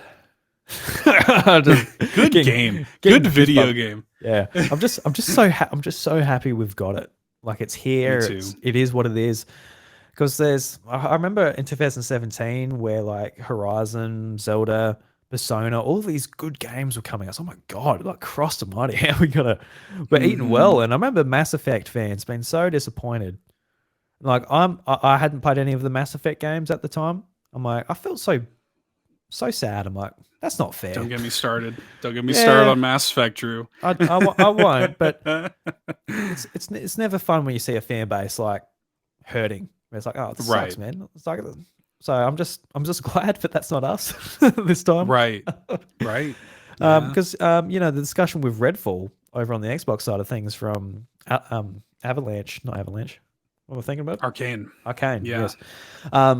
Yeah, I'm like, that sucks, man. I was never looking forward to that game. It's not my type of game, but it kind of sucks on their behalf too. Like, oh, I wish they had a great game to play. I But want every game to be good. yeah, Right? absolutely. And So sort of going into like game of the year discussions this year, like I hope something pushes Zelda out. Like if something else is better than Zelda, be a damn good year. I'm Yeah. just like I'm gonna lose my shit if I play something else which just like, oh, this is better than Zelda. Like, oh, just the It's gaming been an like, awesome year oh, though, dude. That's it's like so good. I have a hard time imagining another game overtaking Zelda for me this year. Like I really can't imagine that happening for me I can't personally. either. Yeah. But at the same time, like I just started playing Diablo 4, just came out, Oh and yeah, it just that's came out. Yeah. amazing. It's like that's amazing. Despite the bugs and stuff, I hear Jedi Survivor is really good. We had the RE4 remake. Street Fighter 6 apparently is amazing. Like it's been a great year for video games. Like already, and we're in June. you Yeah, it's know? crazy. Because So like I've been I've been a bad boy. I've been like buying them and like putting them in a pile. Like not oh even sure. like especially on the PlayStation side. I'm like I'm gonna get to Resident Evil 4. I'm gonna get to Jedi Survivor. I picked up Street Fighter 6 today, so Nice. I got him in a pile. I'm like, I'll get to yours. And like One day. if Jedi Survivor's like half as good as Zelda, I'm like, oh fucking this is a good game. That's what I'm saying, dude. Saying like, just like I am just so amped up and excited about video games this year. And it's all due to like my mindset at the start of the year where I'm like, I'm gonna play more games, I'm gonna finish more games. And that's just sort of lined up with a year that's just been so impressive. Even like on the more niche side of things, where like I tell you, Rise of 3, Like I played through the first two games, and like these games are awesome, and like they're like 30-hour RPGs. You spend a lot more time on them, but to finish the main story, that's how long it took me, and they're just absolutely fantastic as well. To like finding a new love, a new series, and playing stuff that I missed, and like stuff like Zelda comes out, and even other stuff from Nintendo. Like I know you weren't a massive fan of it, but Stories in the Lost Demon, the Oh Bayonetta yeah, yeah, Origins. Like I really enjoyed that, and Fire Emblem, which I haven't finished yet, but yeah. um yeah, I've still got to go back and finish that. But Kirby Return to Dreamland Deluxe was good. yeah, A lot of people, I'm still chipping away at that. I'm playing that yeah. so slow. Well, I had a good time with it, you know, and like even like Advance Wars, like some of the like you said, I wasn't a huge fan of Bayonetta or Advance Wars, but like I recognize the objective quality of those games. You know, like it didn't vibe with me, but I Mm. recognize like yeah, like what a year. Like what a year already. And then like on the horizon we've got Pikmin. Of course, they just revealed the true game of the year. Everybody's 1-2 Switch is coming Oh, later this month. oh God! When I saw that, I'm like, oh my God, it's real. Oh Jesus Christ! Yeah, they're actually bringing it out. Wow. All right. I'm gonna pick it up. I'm gonna be I honest was with going to you. ask you I'm to gonna pick spend it money up. on that. Yeah, okay. Yeah. 30 Yeah, bucks for me. I'm like, you know what? I actually had some fun with the first one to I did Switch. too. I did too. I did too. It's just too expensive. It was too content light and it was too expensive. But this, 30 bucks? Yeah, why not? I'll Yeah. bite, you know? I loved 1-2 Switch at launch. I spent $70 on it, Australian. Yeah. I'm like, that is way too much. But Way you too know, much. when you buy a console, you're like, you know what? I'm picking up everything. I'm picking up Right, Zelda. totally. I'm picking up 1-2 Switch. I'm picking up Shovel Bomberman. Knight. I didn't get Bomber Knight actually. Bomberman, sorry. I didn't get that, but I got a couple of other games on just the eShop. But Snipper clips. yeah, Yeah. I think it was great. Just like I remember being in my kitchen and I was like, "Mum, look what I got!" Like I went over to my mum's place and I'm like, "Look what I got!"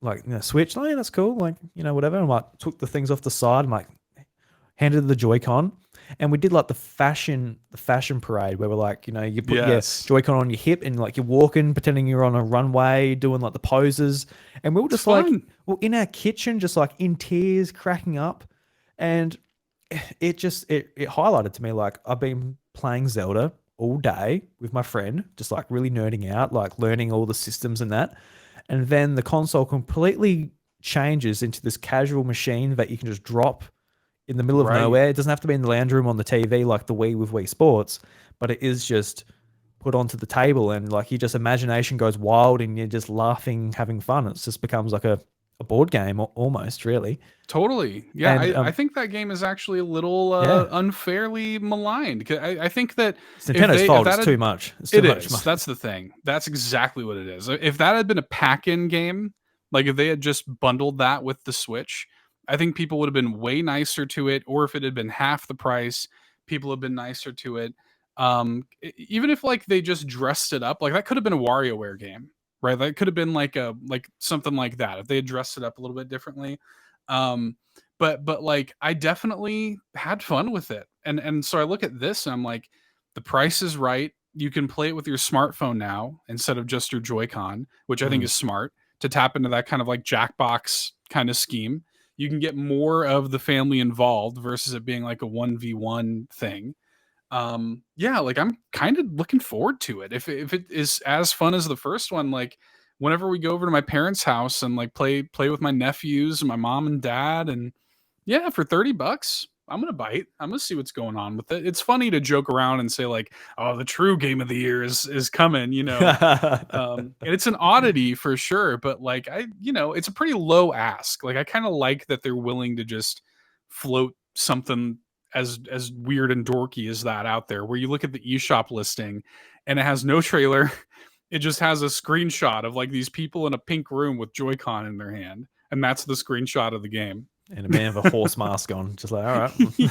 right. I don't know, Yeah. man. I'm kind of I'm into it.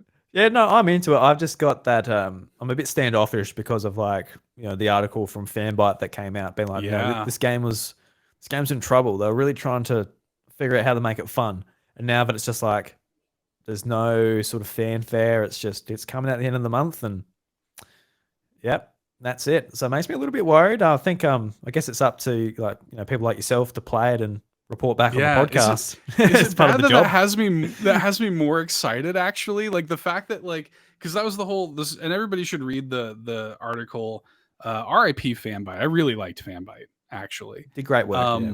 And like Imran Khan's article on that, everybody should go and look at that because it was a really fascinating story about how they had put this out because regardless of anything else, the first 1-2 Switch sold quite well, like 3.5 million copies or something like that, which is a pretty big return on what Oh. had to have been a small investment on Nintendo's part, right? Oh, God, Christ. And They would have made it for like $100,000. I don't know. That would have been totally. so cheap. Totally. Like it must have been, let's get these actors in a room for a day and shoot the footage for whatever intro. I mean, it must have been such a cheap game to make. To Oh. sell 3.5 million copies, they immediately were like, well, like, yeah, like let's make a sequel. And apparently it had been done for a while, but focus tested horribly. Like people like said, this is bad. Don't release it. And so Nintendo hasn't. And so it could either be that they're just saying screw it, let's throw it out $30 and just see what happens, or maybe because Imran's article came out a year ago almost to the day. Yeah. So it was either that or maybe they did like kind of go back to the drawing board with it and said like, well, how about now? Like is it better now? Okay, then we'll release it. So I'm actually like, knowing that has me weirdly more excited for this than ever before. Like now it's such an unknown. Now I'm like, this is either going to be a massive success or horrible. And for $30, I am in to find out. Yeah, no, fair enough. Because surely they're in the position where they can be like, look, let's just cancel it if it's bad. Right. So they don't have to release it. They just sold 10 million of Zelda, and all their IP is just selling just better than they ever have. They don't have to be like, all right, well, we've got to make a return on it. We've got to make a return on this game. Yeah, that they don't have to. No. Not much. Yeah. So yeah, no, I'm keen. I'm keen to see what people say. I don't know how much it's going to cost here. Like $30, about 45 here. It's pushing it a little bit for what a little pushing it. Yeah, because the thing is, Seth, like I don't get around. I don't get out that much. So like my use for this game might not be that much. But if I see like a couple of previews or something, maybe I'll say to Chantel like, "Would you like to play this?" She'll probably say no. Like that'll be the end of it. But I don't know, if I start going to people's houses more, pack the Switch, but play this game of like this man in the horse mask. This is don't know. Yeah, I don't know, man. I think it's cool. I really do like the that smartphone integration. Like I think that's smart. That Jackbox is one of our go-tos. Whenever we go to my family's house or something, like I'll bring my Switch and we'll play Jackbox. And it's gotten to the point where you got my mom and dad, my mom in particular. I mean, she's never played a video game in her life, but she can rock Jackbox all day long. And so I think that's if this comes out and it is well made, I think that's the appeal of something like this, is because like it also was, and people forget about this with 1-2 Switch because everybody's too busy dunking on it, even though most people probably didn't even play it. It was also a really impressive showpiece for HD Rumble. Like still one of the best uses of HD Rumble, I think, still to this day. It's like the only use I've felt on my Switch. Right. It's incredible, like, but yeah. It actually feels like that weird game where you're like milking a cow. It feels like, I mean, you would know, like it kind of feels like you're grabbing udders. Yeah, it felt like an udder, just slap an udder, just like, Christ, this is great. I felt like you're rolling, like, especially like the ball one in particular, like this feels incredible. Like, but you think about it, especially at launch, you're like, no game's going to use this, and no game ever used that ever again. I think not to that way. I think a couple of indie games like they got like the Rumble sort of strength like mixed up, where it was way too strong just because of the HD Rumble. So that's like sort of the only implementation of it, was just like way too a strong Rumble that had to be adjusted in patches in other games. I think that was basically how it was used. And like the IR sensor in the bottom of, was it the left or the right Joy-Con? Like you never saw that again. Like you play the game where you're like eating, like trying to chew down all this food. You just like, you never saw that again.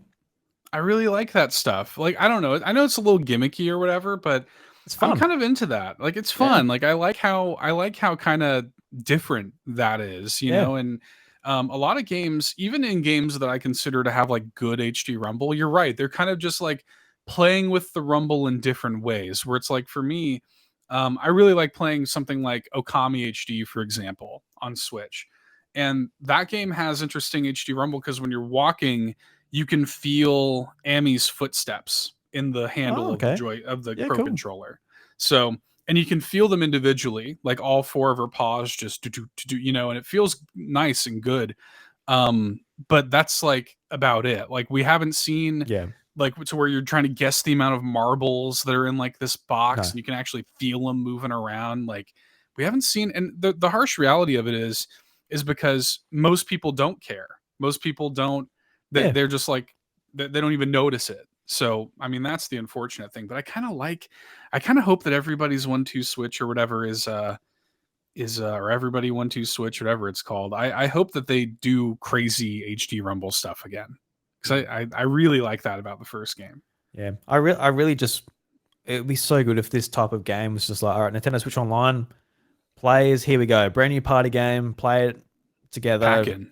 Yeah, just go at it, have fun. Because I think because I've been looking at a bunch of reviews because I've just pre-ordered one of those Asus ROG Allies handheld Oh gaming yeah. PC, and like looking at all the reviews, like it's powerful, it does this, and like whatever, but just the thing like whether it's a PlayStation or a PC or whatever, they like all of these functionality, whether it's in the Joy Cons or even when it comes down to the battery efficiency and the quietness of the fan and stuff like that, like that's what's important to Nintendo, and I think it's honestly important for them to like keep in mind. Like we're thinking about like another Switch, we're thinking about, oh look, it would be great if we can look at Zelda in, I don't know, 1440p, 60 frames a Right. second. Like that'd be great, but when it comes down to it, like these like super fun things only Nintendo can give us, we haven't thought of yet, and we will get in the next system, which I'm super looking forward to. And it's Breath of the Wild in particular, not Breath of the Wild, Tears of the Kingdom in particular has really sort of shifted my mindset, been like,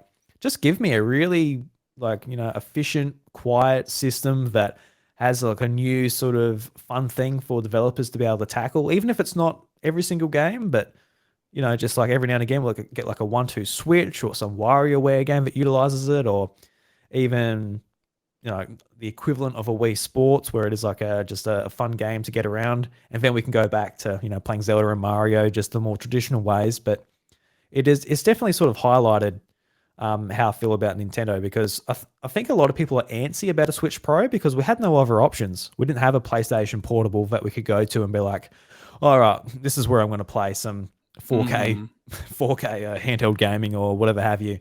But when it comes to handhelds, we just had Nintendo. But now with like these portable PCs, I feel like we got a bit of an option for that somewhere else. But now we can sort of focus on Right. just like the gimmicks, and I mean gimmicks in a good way. I think gimmicks are fun Hmm. unless they're not fun. Like maybe the Wii U, that wasn't really a well utilized gimmick. But Sure. when it comes to another Nintendo console, I just really want to be sort of blown away with the ideas they come up with, because they can be so creative. And maybe with a lot of Switch games, we're just sort of seen them pull back on what makes the Switch truly unique, which is like the stuff in the Joy Cons, and gone back to stuff that has honestly worked and favors a lot of the more hardcore games. Um, but hopefully next time they've got like a bit more of an idea of what people want now. Like the Switch was just like, all right, we need to save our company, and it did. But now they've got an Right. idea like what people truly want from the Switch. A lot of research and development is going to go into the next console. So maybe we'll see something that actually gets utilized a lot more as far as maybe the more unique traits in the next console. But I hope so. I don't know, it's going to be sooner than we think too. I think it's going to be like next year sometime I think probably. it's next year. Yeah, Yeah. yeah. Hmm. So you know, God, it's going to be fun to be a content creator around Nintendo that time. Jesus. Yeah, dude. Yeah, I think for me, and I don't know what it looks like. I don't know if it's like a true Switch 2, if it's a Switch Pro. I don't know if I want it to be or need it to be vastly different. But to your point, you Mm, make such a great point that I think not a lot of people make when it comes to this conversation, that there's way more competition now. you know, and it's similar to what we saw in the Wii, where like the Wii comes out and all of a sudden you get Connect and Xbox Land, you get PlayStation Move and PlayStation Land. You know, Nintendo innovates and Nintendo sets the trends. And when the Switch comes out, you don't get a Steam Deck before you get a Switch. You don't get the, you know, Asus Rogue or whatever before you get a Switch. I mean, these people are kind of like picking up the ball from Switch, and there are a lot of people who, you know, especially in terms of power, there's like no contest. So um, it's going to be interesting to see how Nintendo responds to that, because now you're not the only. It's what I say about Bethesda games the same way, where like Bethesda used to kind of get away with it. Like their games used to come out and they'd be buggy and whatever because they were the only kids in the park. They were the only ones with the ball. Yeah. It's not the case anymore. No. Like Yeah. you've got competition now. So like you have to think about what actually makes you different. And for Nintendo, I think what they've been really great about in the Switch era is games.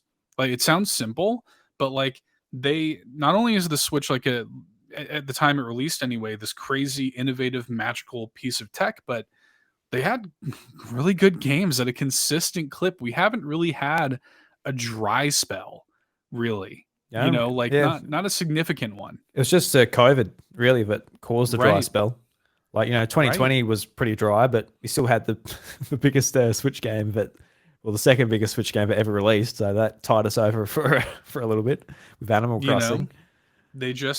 I feel like there's just a really steady clip of just good Nintendo games, which is not something we're seeing in the other. I mean, Xbox, the amount of like high quality first party software they release is a bit of a joke. I mean, like you look at stuff like Redfall, everybody's kind of hoping that Starfield hits because Redfall didn't. Hi-Fi Mm. Rush was great, but like these are exceptions rather than the rule. And then over in PlayStation Land, yeah, you get your God of Wars and you get your Horizons and stuff, but they're not releasing as consistently as the stuff on Nintendo. We mentioned just in this chat Fire Emblem, Bayonetta Origins, Advance. So they don't have to be like tentpole AAA releases, but like these are still high quality first party exclusives.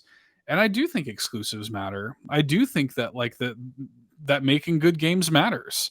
Of You course. know, Yeah. I think it matters. I really do, you know, and I think that it has so much to do with the mind share of like what we're seeing with something like Xbox, and they're really more concerned about selling Game Pass than they are with Xbox as a brand. Like I think that making good games just does nothing but strengthen your entire situation. Nintendo's doing that better than anybody right now. I Yeah. really do believe that. Games make or break a company. I always say, like, Breath of the Wild is probably the most important game Nintendo's ever released. Like, Mhm. obviously, you can go back to the original Mario or Mario 64, Of course, yeah. of course, but truly, Nintendo was out of the conversation. It was 13 million hardcore Nintendo fans that said, "Look, I need Mario Kart and Smash." And Yeah. like those were the driving games for Wii U, and the rest was like cherry on the top, like, oh, Captain Toad, or Yoshi's Woolly World. yeah, the stuff Yeah. like that, like fantastic games, but none of them were gonna move systems. So when it came to when it came to the Switch coming out, they needed a just a massive game just to like even if it was Mario Odyssey, I feel like Mario Odyssey wouldn't have been enough to kick the Switch Yeah. like Breath of the Wild did. Like, oh, look, another great Mario game. That's fantastic. But they needed the game just to really capture the zeitgeist, and Zelda did just that. And you know, it's just extraordinary how that company was able to come back from such a horrific failure in every regard, just from just their software output to the hardware that they did. And we had fun in the Wii U era. There was a lot of great things, you know. Totally. The personalities came out, Amiibo, you know, Smash, all these great games. But it was really the Switch that, you know, they just pulled it off so well, and it was through games. It wasn't through that. Oh, you can also play Blu-rays on it, so people picked it up. It wasn't because it did something else. It was purely from games. Like the Switch does nothing Mhm. else but play video games, and it's the third best video game console of all time.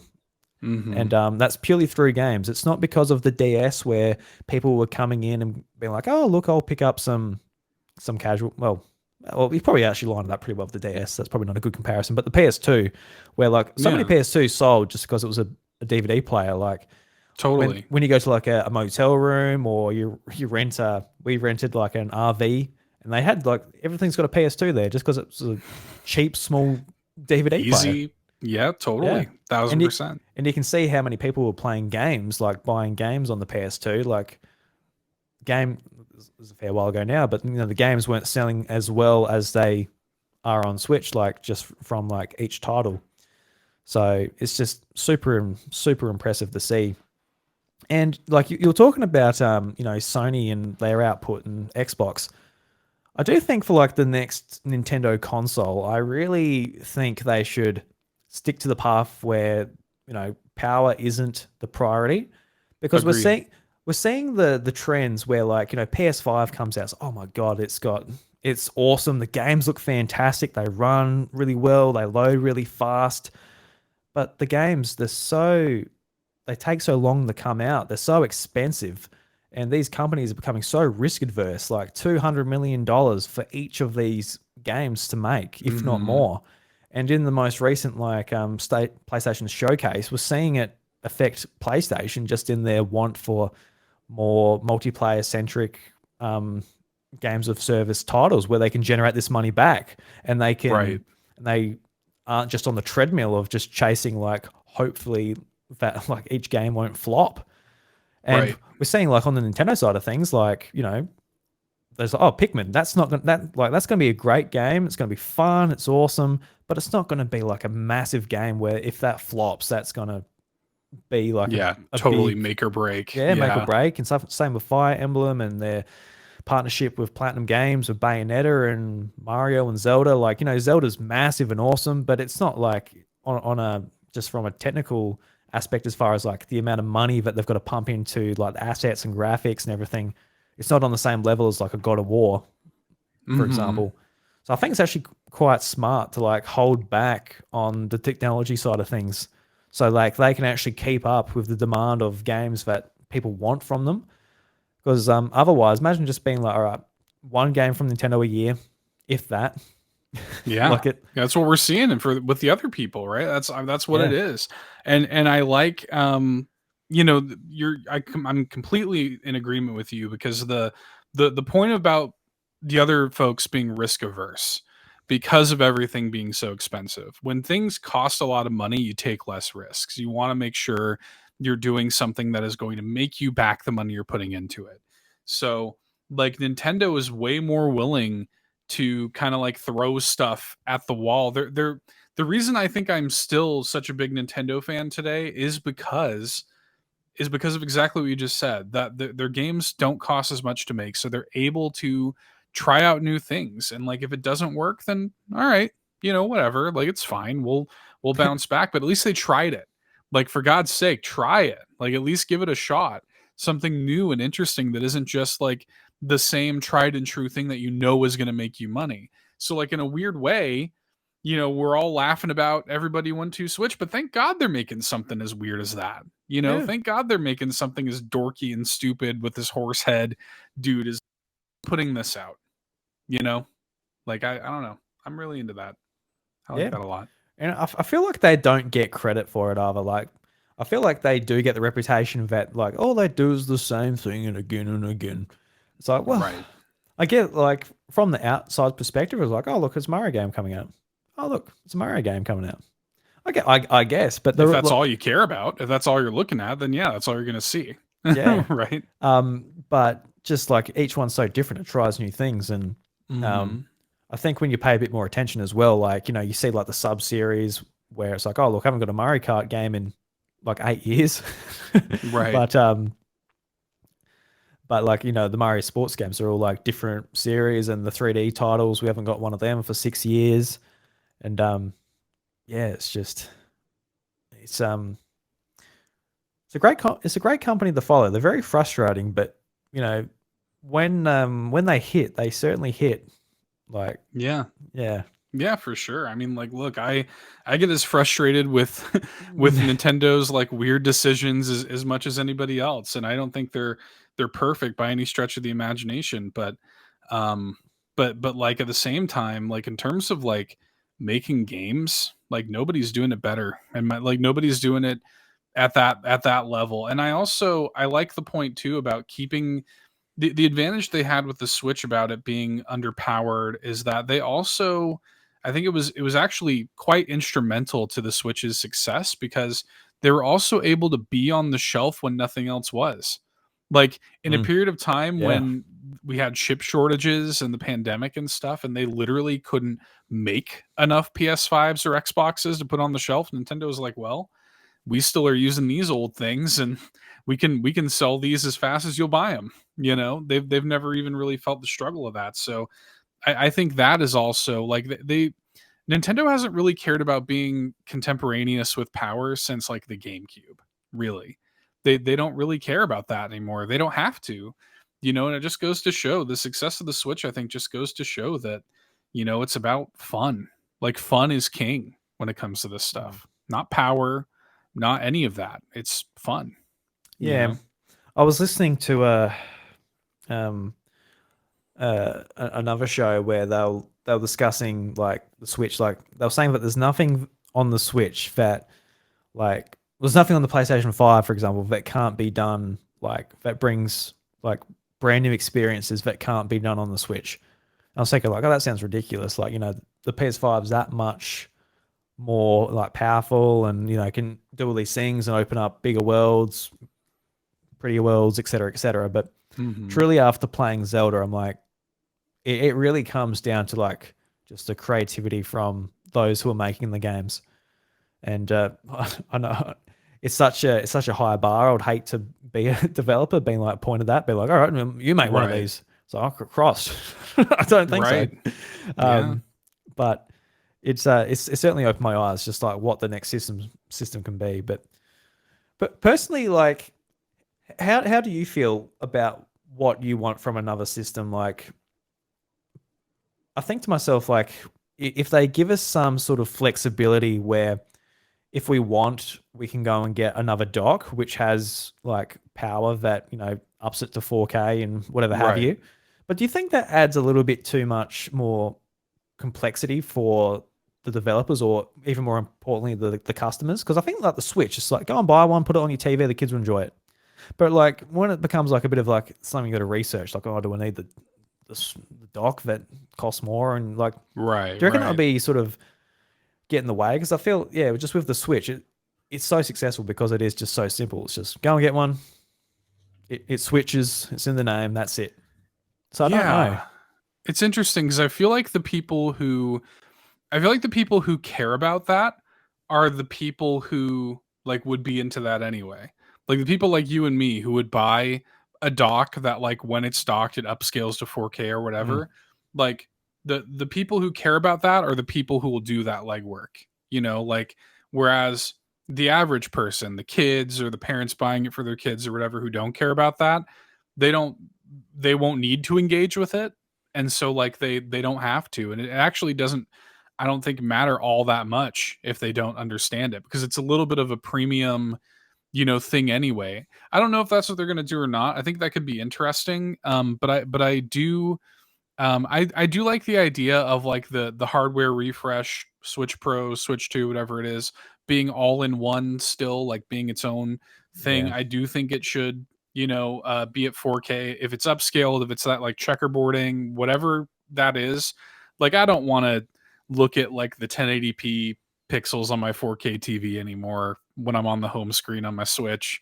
Like I would rather it look nice and crisp and stuff like that. Again, even if it is just like a checkerboarding thing, like it would just be nice to see to see that. And I think that would go a long way.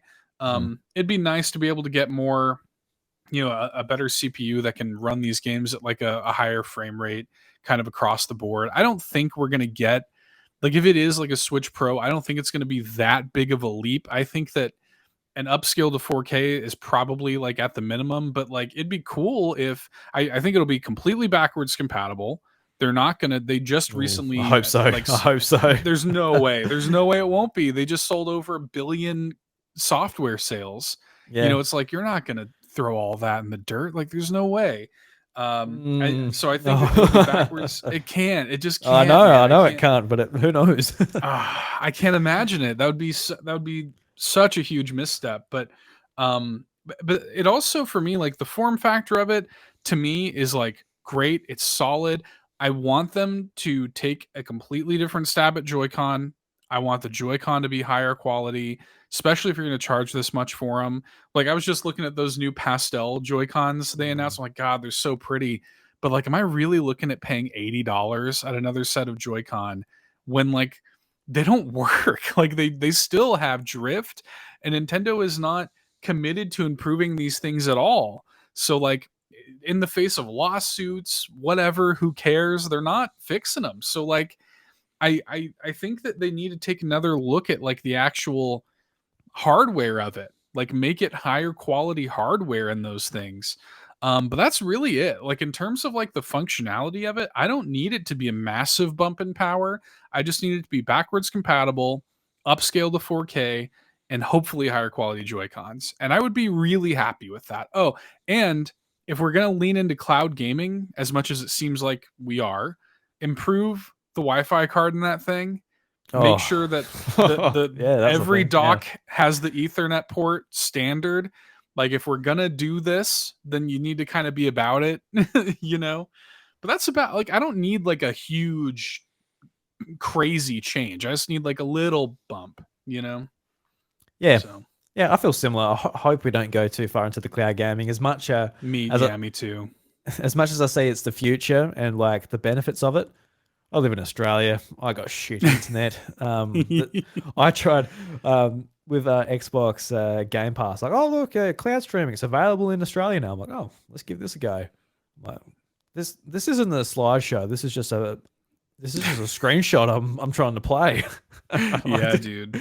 like, Yeah. I'm like, I've got no hope of this working. And yeah, I was trying to play like Forza Horizon 4. I'm like, yeah, no, this ain't gonna work. I can't even remote play my PS5 locally. Oh yeah. Like it's just because they announced that handheld at the showcase. I'm like, Right. I would love to use that if it just worked like the Wii U where I just pick up the controller, turn it on, streams to the screen. Perfect. I'm all about Hmm. that. But it doesn't work. It's like because that's the thing about the Wii U. Like poo poo it all you want, and I do, trust me. But Yeah. the way it streams to the pad It was did just work. flawless. I never had a Yeah. problem unless I went like between a wall or something. But Right. like no lag, no latency, like it's perfect.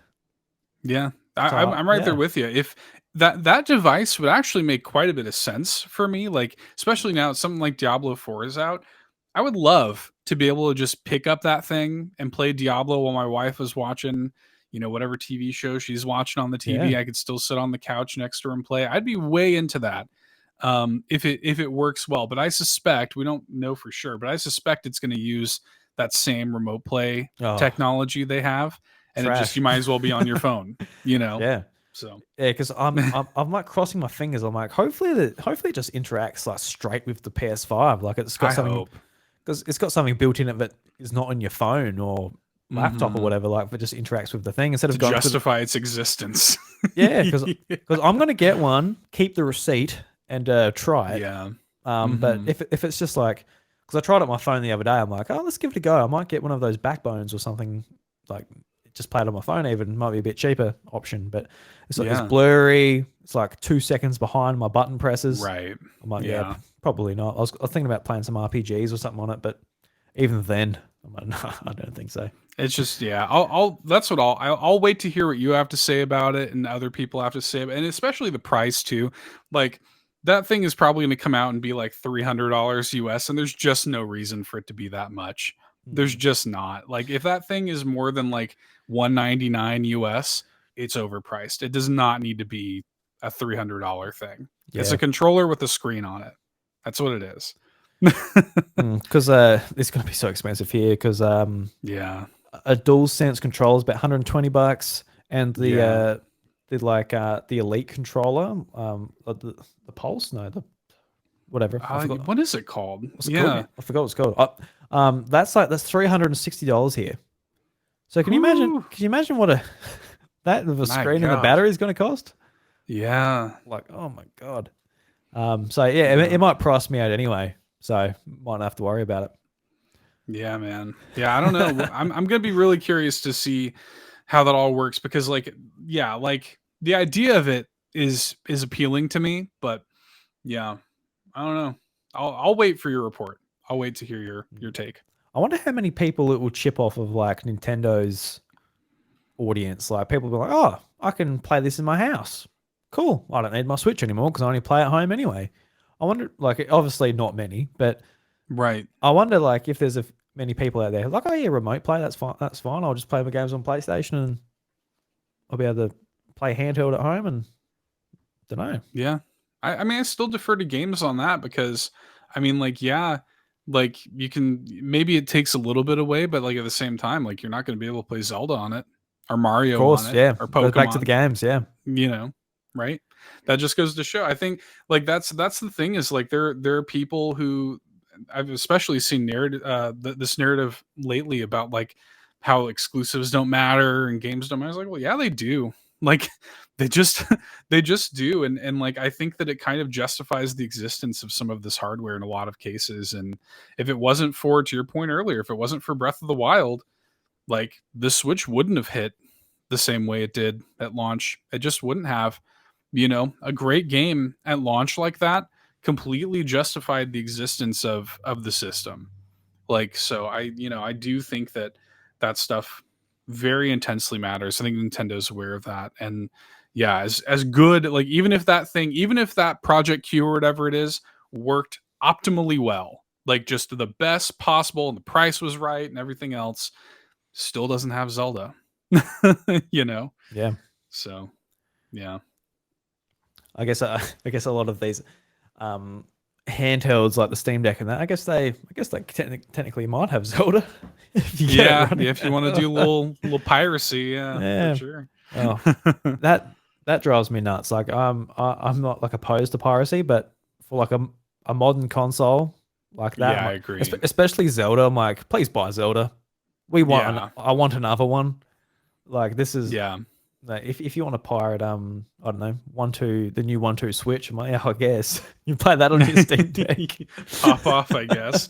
Yeah, I don't like the idea of pirating something that is modern and Yeah. readily available just for the sake of doing it. Like I don't see the value in that for me. Mm. Like I don't emulate many things at all. I actually just recently did Dolphin for the first time.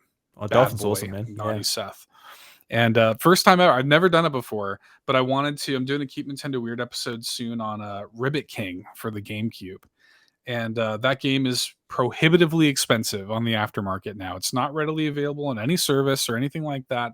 You want to get that game, it's like $300. It's like, yeah, you know what? No, not going to do that. Yeah, absolutely. So Yeah, yeah, because there was somebody local. They were selling their GameCube collection. Like they had every GameCube game you could think of. I'm like, so I said to him, like, how much do you want for the lot?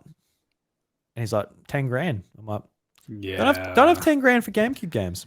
And I'm like, all right, so break, give me like an individual price. I'd like to get, you know, the games, a few games I'm missing. I've only got like a handful of GameCube games. I missed the GameCube. hmm So I'm like, oh look, WarioWare. I wouldn't mind getting the WarioWare on GameCube, having the collection. It's like, yeah, $500. Like Yeah, no.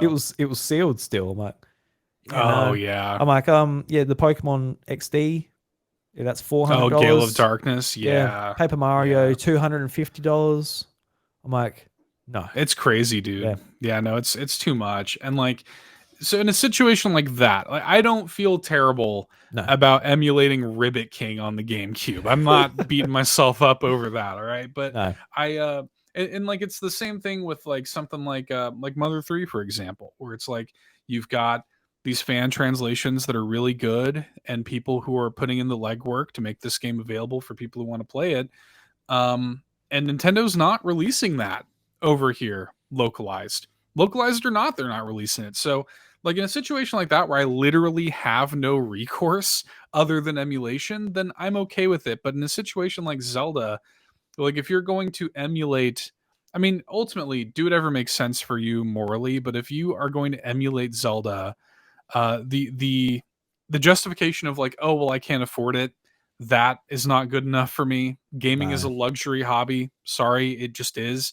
And if you can't afford to buy your games, then you have bigger problems.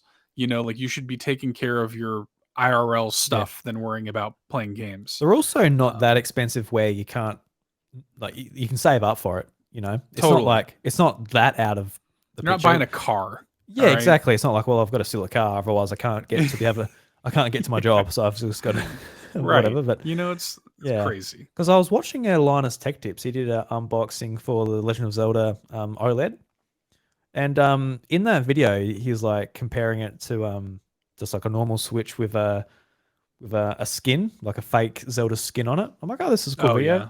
And he was saying how excited he was for the game, and then he's like, oh, I'm not playing it on Switch though. Like, I'm like, even though he bought the game, he's got a Switch, and he's going to be emulating the game on PC to get the benefits from that particular hardware. It still rubs me the wrong way. I'm like, Me too. just Yeah. man, just play it on the Switch. It's not, I don't know, like. So I'm just not so I'm not a massive like just frame rate and resolution snob, I guess. Like I prefer it to be Right. that. If I have a choice where it's like, oh look, it's multi-platform, and a lot of games now, like I am saying, oh, I'll get the PS5 version unless I really want it to go on a trip somewhere or something. Right. I am opting for the PlayStation version because like, look, I want it to be like a bit more technically strong. And I've got plenty of games to play on Switch when I do go on a trip or whatever anyway. So there's no lack of stuff to Totally. play there. But even like with Atelier Ryza 3, there's not like a massive amount of difference, but it's just, I just want it to run a bit better and I've got the choice and I would do it that way. But when it's like going to emulation to get something like that going, it's like, oh, it rubs me the wrong way, but ultimately it doesn't affect me. They're in their basement doing their own thing and anyone can do what they Yeah. want. Yeah. But Yeah. yeah, I'm kind of there with you. I again, do it make sense for you morally at the end of the day? I think that it also kind of like I also don't need to be like the person preaching to you on the mountaintop, you know, no, just no. ultimately do it make sense to you that this is how I feel about it or whatever, and you can feel about it differently. Like nobody needs to argue about it or anything like that either. But I'm with you. Like for me personally, I'm like, just, you know, just play the game as intended, buy it and support the game too, because I think it also is like, it's a thing where it's like, and I know like the recourse and or the discourse rather online is like, oh well, it's just my sale is a drop in the bucket. But if you're somebody like you said, like Linus Tech Tips, for example, uh, putting that forward to your audience, well then actually probably are making a pretty big splash in the game's success. If you've got a large audience who all of a sudden is encouraged to emulate this game that they could go and buy and support, then, you know, I don't know. That rubs me the wrong way too. But it is what it is. Do it make sense to you? Yeah. You know? Especially like with Kotaku when it came to like the Metroid situation with Metroid Right. Dread, where they're like, "Hey, look, you can go and play this on an emulator." It's like, well, all right, well, Pop off, I guess. yeah. I was like, You know? I know you got a grudge with Nintendo, but fucking Christ, all right. And then they're like, why were we blacklisted? Yeah. I Well, don't understand. were they blacklisted before then, or was that the moment? I don't know. Yeah. Yeah, I don't want to speak authoritatively on it because I haven't, to be honest, I haven't kept up with Kotaku in a really long time. Yeah. But I know that they were like upset that they were blacklisted or whatever, and I'm like, all Yeah. right, well, Because recently, like they did the whole thing where they posted the leaks from the Breath of the Wild leaks. They did an article hmm on that. And yeah, I went back and had a look. Like, you know, now that I've played the game, went back and had a look, and they pretty much broke down the game. No story spoilers, but yeah. And I was sort of grumpy at that because not because they did it, just because like they're gonna spread it throughout the internet, and are people that just want to spread it just to ruin other people's enjoyment of the game before launch. You know, it just sort of helps propagate that and spread it throughout the internet. And yeah, I retweeted like a Jim Sterling video where Jim hmm Sterling was they were saying that they were that like, you know, it's not Kotaku's fault or whatever and whatever, and I did a quote retweet and Jim replied and I got like a handful of like really hateful like fuck you like comments. yeah. I'm like Jesus Christ, people are really That's the no. thing, man. It's like they're just That's kind. yeah. it's the audience. It's when you have an audience like they do, um, they'll latch on to, to anybody, Mm, and all of a sudden you're the villain, and you're the one saying this thing, and you're a shill for Nintendo, or you're a shill for Kotaku or whatever. yeah. Not that it's their fault or whatever, and they were probably just trying to respond to you and have a discourse with you. And I get that. That's all fine. And I also am kind of like, when it came to that situation, I was like, all right, well, they're within their rights to leak it or whatever, their journalistic rights, and it's up to the audience to, if they want to engage with it or not, and the proof will be in the pudding. If it doesn't get clicks, then they're not going to do it, right? So I think that that's got a lot to do with it too. But in the same breath, if you are going to report on leaks, like, Nintendo is not entitled to work with Kotaku. Like Kotaku is not entitled to a code from Nintendo. In fact, there were pretty major publications who are in Nintendo's good graces that didn't get codes. That I know for a fact didn't get codes pre-release, or didn't get them until launch day. Mhm. Like Kotaku being blacklisted from Nintendo or whatever it is, it's like, well, you're well within your rights, and I'm totally like, do whatever you want to do. If that is what is paying your bills, if that's what's keeping the lights on over Kotaku, go for it. But like, you're not entitled to coverage. I actually, I know that there's a bunch of, and that's the thing, you talk about like Stephanie Sterling, and like the Colin Moriarty, like these like kind of almost like controversial figures. Um, Say what you will about Colin Moriarty, but like, I like the stance that they take on Sacred Symbols and his shows, where it's like, we just buy all of our games. We actually decline codes. We don't get them early. We buy them, you know? And I'm Yeah, I like, respect that too. I like that a lot. I'm like, I think that's a really, cool way to go about it, where it's like, it's not, my opinion of it isn't colored at all. And I also don't carry any sort of entitled, feeling about, I should get this versus that because I'm in the media or whatever. And, so. Yeah, it's interesting for Colin because, like, I respect his stance on it. I love Sacred Symbols. It's one of my favorite podcasts. I love Last Stand. Last Stand. I think they're a fantastic Mhm. podcast network. But it's also like, he's come from a point of view where he got like free games for years and years and years, and now that he can come and say, "Oh fuck it, I've made so much money through my podcast network. I can easily buy my Right. games," and even to the point where he's happy that he doesn't play as many games now because he was just so inundated with having to play it before release and all that. I can understand that would be, tiring if that's not like your way of life necessarily. But Mhm. it also doesn't work for everyone necessarily. Like, for example, Totally. like us, like we're trying to like, step into the arena and make our voices heard. And like, for you, Seth, like, you've taken like the full step in to be like a full-time content creator, Mhm. making videos on games. And sometimes you do get like free copies of games to like talk about on the YouTube channel and things like that. And that is just incredibly handy because I think back to a good friend of mine, Eric. He was a Nintendo podcaster from Nintendo. Sorry, not from Nintendo, from South Australia as well. And he Mhm. went full time. He said, "I'm quitting my job." He was a builder. He quit his job to become a full time content creator. But just like the toll that had on his bank account, he couldn't afford games. So Right. just like the whole thing, like, all right, I'm going to make content around games, but I can't afford the game to talk about it.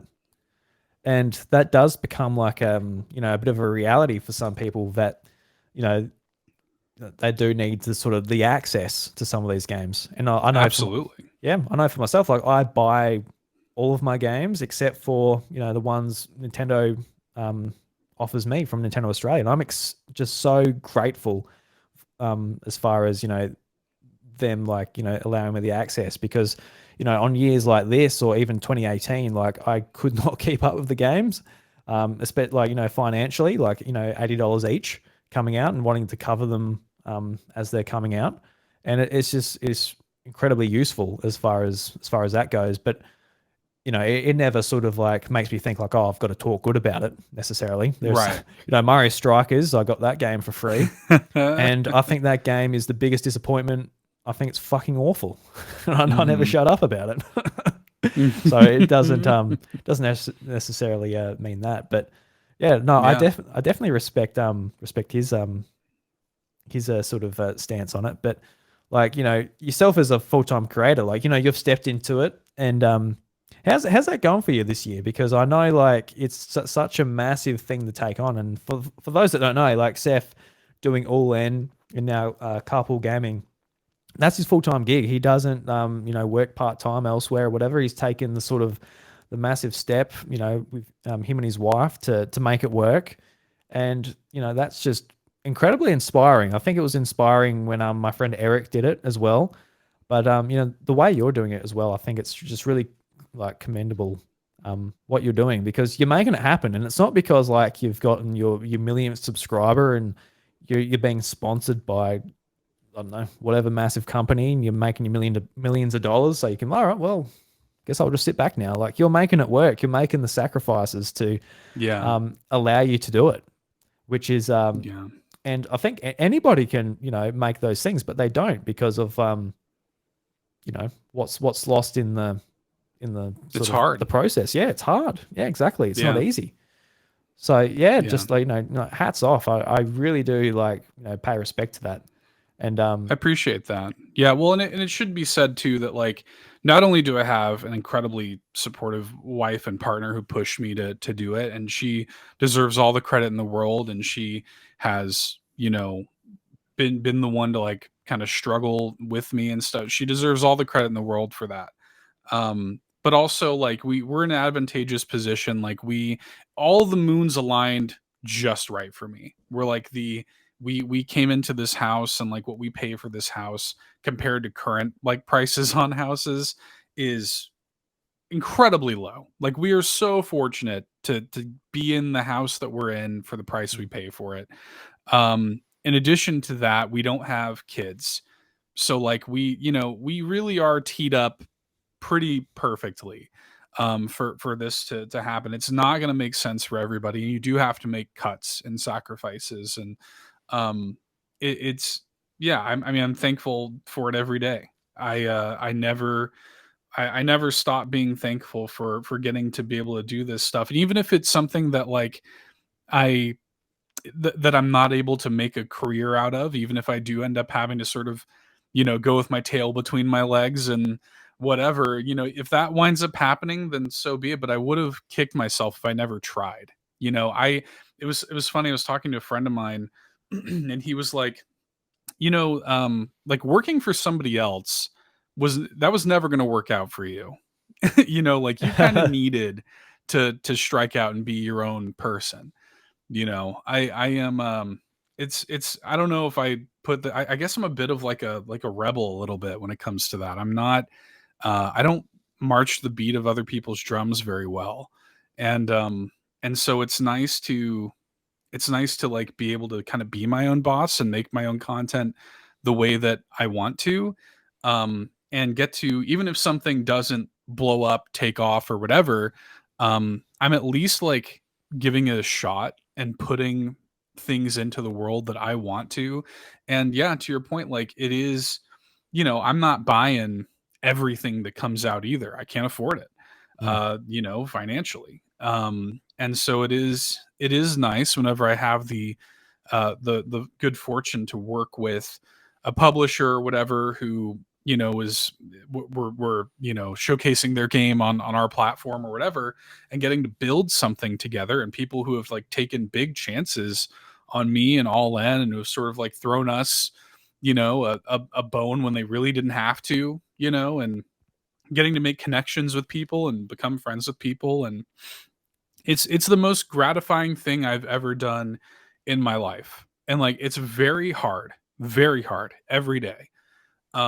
But like it is the highlight of my life, being able to do this and kind of be in this way. And it's also hard work when you're your own boss. I mean, like the other day, my wife had the day off work, and I was just in my office for like 12 hours. Like I just am in here working. And I'm still kind of learning. I've been doing this for almost a year now, full time, and I'm still trying to learn the balance, the sort of work life balance, because there's a really big struggle that comes with like figuring out kind of how you balance your day when you don't have to punch a clock, when there's no sundown, you can just keep going. like how do you like how do you force yourself away from it for your own mental health? That's something I'm still kind of learning. And I do a lot of stuff even for somebody who is full time. I know other people who do this full time that don't do as much stuff as I do between all in and carpool. But I really really love it, you know? And like it's the kind of thing where I want to encourage people, like if you can make those cuts, like it's not going to make sense for everybody, but if you can do it, like start actually looking at the barrier between you and what makes you happy. You know, like if there is a barrier between you and what makes you happy, then actually look at it. Because if you have those barriers up, you can take them down too. You know, and maybe you can start to look at things like, well, like maybe I don't go to the movies every week. Maybe I skip Starbucks a couple times a week or whatever. And all of a sudden, I've created a little bit more money for myself. And maybe I can cut here and there. And maybe, maybe we don't got to go out to dinner twice a week or something like that. And you can kind of figure that stuff out. And if you can make yourself live a little less comfortably, you can make yourself live happier too. And that's it almost goes back to what we were talking about at the beginning of this conversation with, like, when I was in Montana with my family, we had less money than ever, but we were happier than ever, you know? So that's Yeah. it. No, it's definitely about like that balance. Just trying to work out what that is. Because you think about like your time and work. It's like, well, it's not even the time. How do I get more time? And you work about, it's about like the money that you can like spend less elsewhere and put into another place and sort of shuffle things around. And I dare say that's exactly what you've done and what you've worked out with your wife. And it's just it's just super just inspiring when people do stuff like that. Early in the year I tried to be like, all right, Fridays is going to be content creation day, and stuff shifted around to where it's like, well, maybe I'll revisit that. I'm so bad at that. I'm so bad at scheduling out my week like that. Yeah. Might have to revisit that when things return to normal a little bit more. But it's like my main problem is like I sit down, it's like, all right, I got the day, and God, it goes quick. It goes so quick. I do like a podcast and edit this and do that, and the day's gone. Day's gone. Yep. It's just an 8-hour day at work, like a traditional job, shearing on the farm. It feels like 8 hours, if not more. But when you're doing stuff like this, like I can see like 12 hours, but oh shit, 12 hours I've done. It just flies by. Yeah. And I'm like, oh man, I haven't eaten today. Guess I should do that. It's easy to forget yourself. Doubly easy for me. I've always had that problem where I'll get hyper fixated on something, and like even stuff, as like editing takes a long time, and like this kind of stuff is not. I know people like to look at something like this and, oh, you're just playing video games all day, and it's like, no, that is probably the thing I spend the least amount of time doing is actually playing the games. I'm spending way more time making videos about the games, or whatever, or recording a podcast or editing a podcast around them or whatever. So yeah man, it's a struggle, but you can, like, anybody can make it happen. You just have to be willing to really examine the barriers between you and what makes you happy, and you'll see that you can do it. Yeah, for sure. I was meaning to send this to you the other day, but it's probably better I can tell you in. Well, I don't know. Is this in person or is this in voice? Like virtual person. Yeah. How do we distinguish this? But I started off the day. I listened to some of your Patreon exclusive stuff, and then it went to a carpool gaming thing. Then it went into like all in, and it worked out to be like 4 podcasts, all with you on it. I think you might have filled in for like another podcast and carpool game. So I had like half a day of Seth. Of just me. Yeah. And I was meant to go to my history, screenshot it, send it to you, and be like, man, like your podcasting really matters.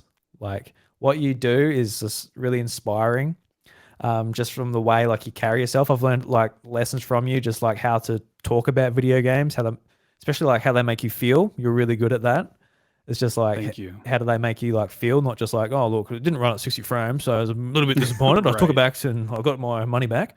Like that's not the interesting part of what's, in a video game discussion. And like, that's something that I've really, picked up from you, which I've got all the respect in the world for you. And just like, especially like in the last few weeks or so, like hasn't been all that great. Just like as far as what's been going on, but that's where like your work's really meant a lot. So when I was thinking about who I wanted to be on the show, I'm like, I really want Seth.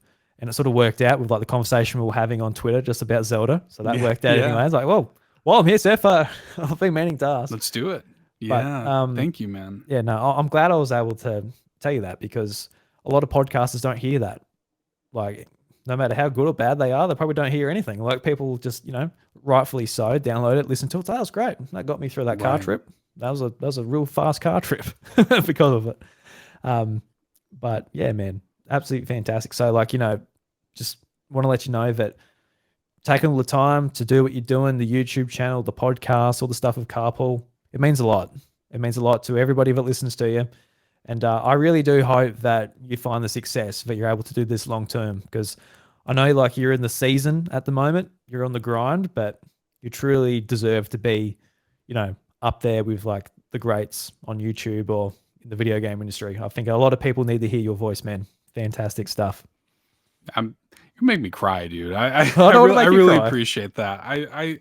That means more than I can say. I really do appreciate that. No, thank you for saying that. I mean that's what you do it for, like to hear stuff like that, to hear that what you're doing matters. I mean, that turns my crank. That's the whole reason you do it, dude. And like to throw some of that back at you too, which is a classic Seth move. Oh, no. Deflection. A classic Seth move. I'm inspired by you, and I've told you this too, of like the way that you have reevaluated yourself and your content is inspiring to me. The way that it's like, hey, House of Mario, like, guess what? This is a solo show now. Or hey, guess what? We're doing the sleepover thing now. Or I'm gonna record this on my farm now. You know what I mean? Like, I love that, dude. Like, I think that, and it's interesting too, because I'm seeing this a lot in our little world, in our sphere of like content creators. A lot of people are in this kind of experimental season of like, what we've been doing for like, fuck that. Like, let's do something new. Like, let's break it a little bit and let's do something different. And I think that you do that really well. And I really admire your adaptability in the way that like it feels like a natural extension of you, your ability to just go like and just like, it's not easy to do a solo podcast, everybody. Drew makes it look easy. It's not. So I admire that about you a lot. And I'm inspired by you and I mean, a lot of other people too. So I mean, to be able to hear this stuff, not to just make this a admiration session and admire off, but I admire you a lot too, dude. I really appreciate you. No, I appreciate it, man. Yeah, because I think I'm pretty similar to you, where it's just like I'm easy to like deflect. I'm like, classic Seth move, dude. The deflection. Yeah, get it away. Yeah, because like for me, like growing up, like if somebody said something nice, I'm like, oh no, I'm rad. Oh no, no. Yeah, cause, like for example, if someone's like, oh, you're a nice looking young man, I'm like, oh no, I'm not. I'm ugly. Right. Like, right. Yeah. And like you realize that you saying that's only putting them down for even putting themselves out there to say something nice, because it's not easy to say something nice sometimes, because otherwise it might happen more. Right. Yeah, no, I've been that way my whole life, dude. But I do really appreciate hearing that from you, from somebody that I respect. It's not just like you're not just like some rando on the internet, because they'll throw the mean stuff to you just as easily, So I really admire you, and I appreciate hearing that from somebody that I admire as much as you. Means a lot, dude. Thank you. No worries. Yeah. And I was thinking to start wrapping things up. I heard that Kid Icarus was one of your favorite games on 3DS. Yes. Yeah, because you put out the call for Keep Nintendo Weird. I'm like, oh, what game's weird? I'm like, Kid Icarus? It is kind of weird. Yeah, it's a little weird. I consider it. I do, but it's like it sold like millions of copies. Like, it's not right. Maybe not niche enough for Seth, but on one of the shows you were talking about, like, is it your favorite 3DS game? Is that what I heard? Totally. Yep. It's definitely not even a question.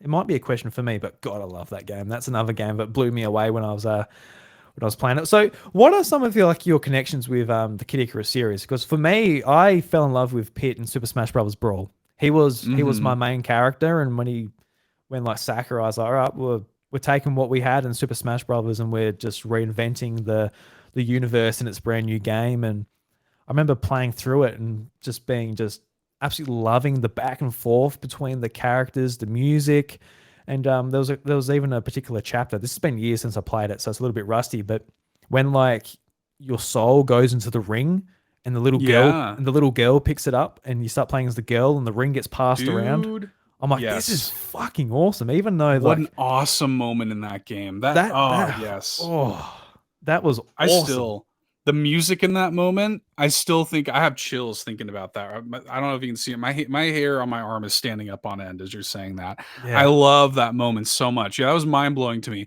I'm similar to you. I don't have any love or connection to the original Kid Icarus games, to be honest. It was Smash. It was Smash Brawl, which I think was kind of the big like reemergence of Pit and like his little world and stuff like So that. But oh, then he's Kid got Icarus blades now. Uprising, Whoa, his yeah, bow and he's like a arrows badass blades. now. What's He going goes ha on, ha ha ha dude? ha ha ha all the time when Yeah. you do side B. Whoa. Yeah, that I think that was what it was for me. And so when Kid Icarus Uprising came out, that's when it sort of like entered in my purview, and I was aware of it being like what it was, which was this like 25 years on, suddenly you get a new game in the franchise or whatever. But that game completely blew my mind when it came out. Like I just to your point about like the moments in the story like that, like with the little girl, like that stuff is still even held up to today's standards. Like that is still such an impactful moment. And the way that game like completely it feels like you're watching like a long season of a really good anime where it has like Yes. arcs. Yeah, It that's has yes, great way to like put it. it'll yeah, it'll like end that game ends like 3 times basically. And like I and like yeah, everything about it from like the Sakurai-ness of that game, like the sort of like the little extras and the little interesting gameplay quirks that he adds into any and all of his games. Um, like the music is incredible. It's one of the best Nintendo soundtracks in my opinion. Hmm. The characterization, That first uh, boss like battle music, like yeah. eh, I go back to so many moments. Like I said, the music of that scene with the girl like sticks out to me. Orem Island sticks out to me big time. Like coming in like that, like so weird and like that like it becomes like alien and kind of like jazzy a little bit. Like it's very very good. I have a lot of love for that game, and that it actually reminded me of playing Tears of the Kingdom. Reminded me a little bit of how I felt playing that game, where I was like just the whole time, like, I can't believe what's happening right now. I can't believe what I'm playing right now. yeah, You know, that and that and I that moment reminds me of like the moment in Zelda where I'm like, whoa, like yeah, yeah, I've only it's got like a hang handful of on, games where I felt like I was like, whoa, what's going on here? Like just super like this just surprised. got amped up. Like Mm, this just became like this just got real. yeah. And like Kid Icarus has a few moments like that where I'm just like, oh my god, like I can't believe this game is doing this and going here. And I know a lot is said about the way the game controls or whatever. I feel like, and this is maybe a hot take, but like if you can just get over the fact that it doesn't control traditionally, it's a very non-traditional controlling game, certainly. But like I'm sat up on like our coffee table at our old house with that thing on a stand and playing it, like in a totally awkward and stupid way, but like I swear to God, it felt good when I got used to it. I enjoyed playing it that way. And like if and when I do think they're going to the rumor about them remastering it for Switch, I do think it's going to happen. And I hope it Mm, happens this year. I think it might be the perfect year to release it actually. yeah. Um but like imagine that upresed pretty on Switch and then like you have like the kind of more traditional controls so that people who wouldn't even give Kid Icarus Uprising a chance finally can because they have the Switch controls. But I'm just gonna say it, like even if it has traditional Pro controller controls, it's not gonna feel as good as it did on 3DS.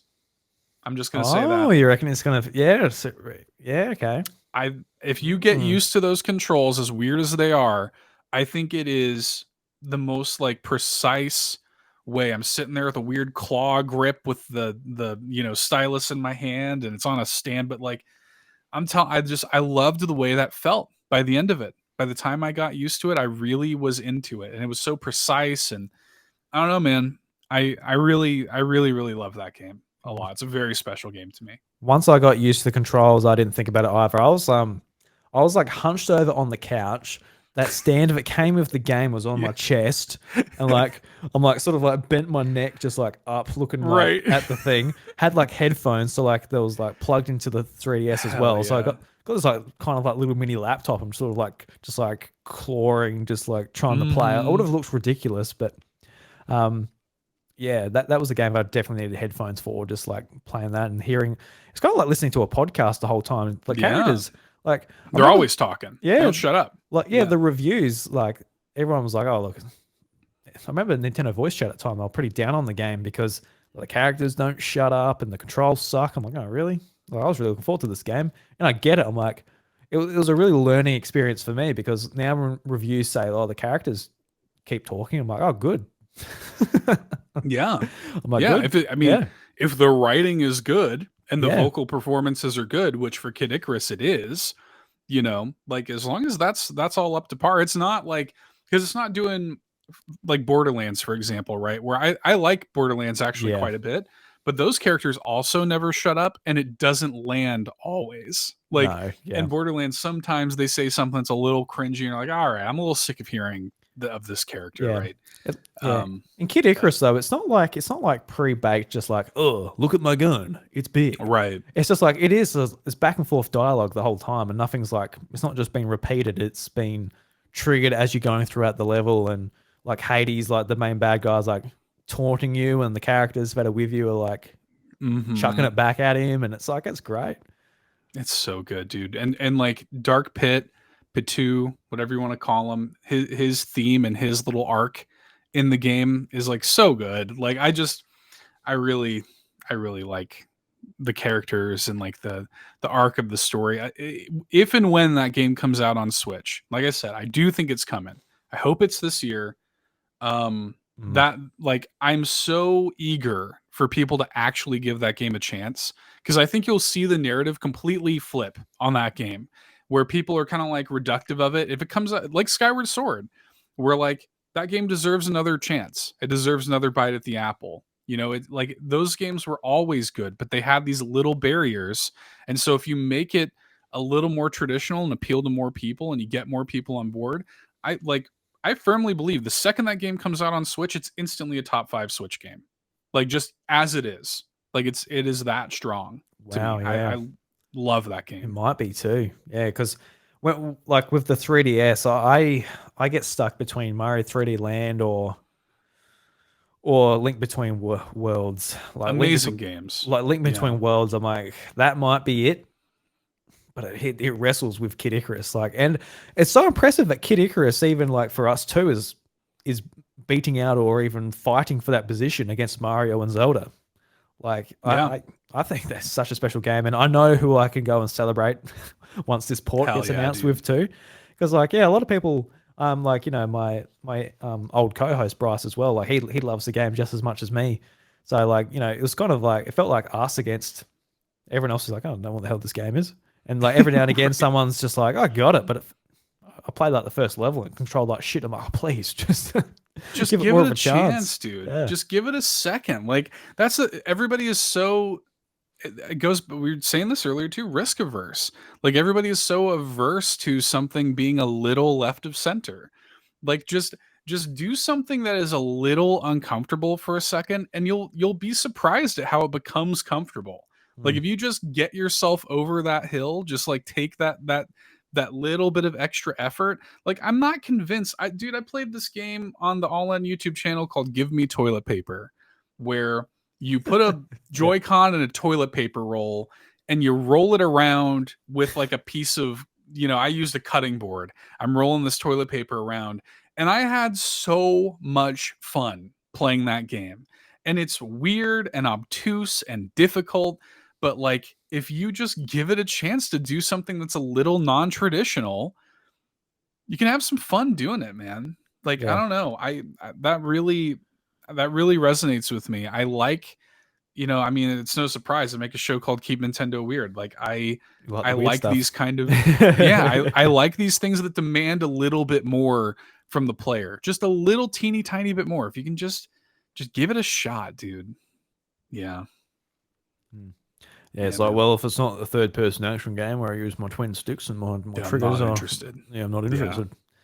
Yeah. Yeah, and even like even when you're like the on ground controls for Kid Icarus, because I look at Kid Icarus Uprising, and a lot of people are like, oh well, they're not making any third person action RPGs, and they're not making any like good Star Fox games. Like, well, Kid Icarus kind of has both actually.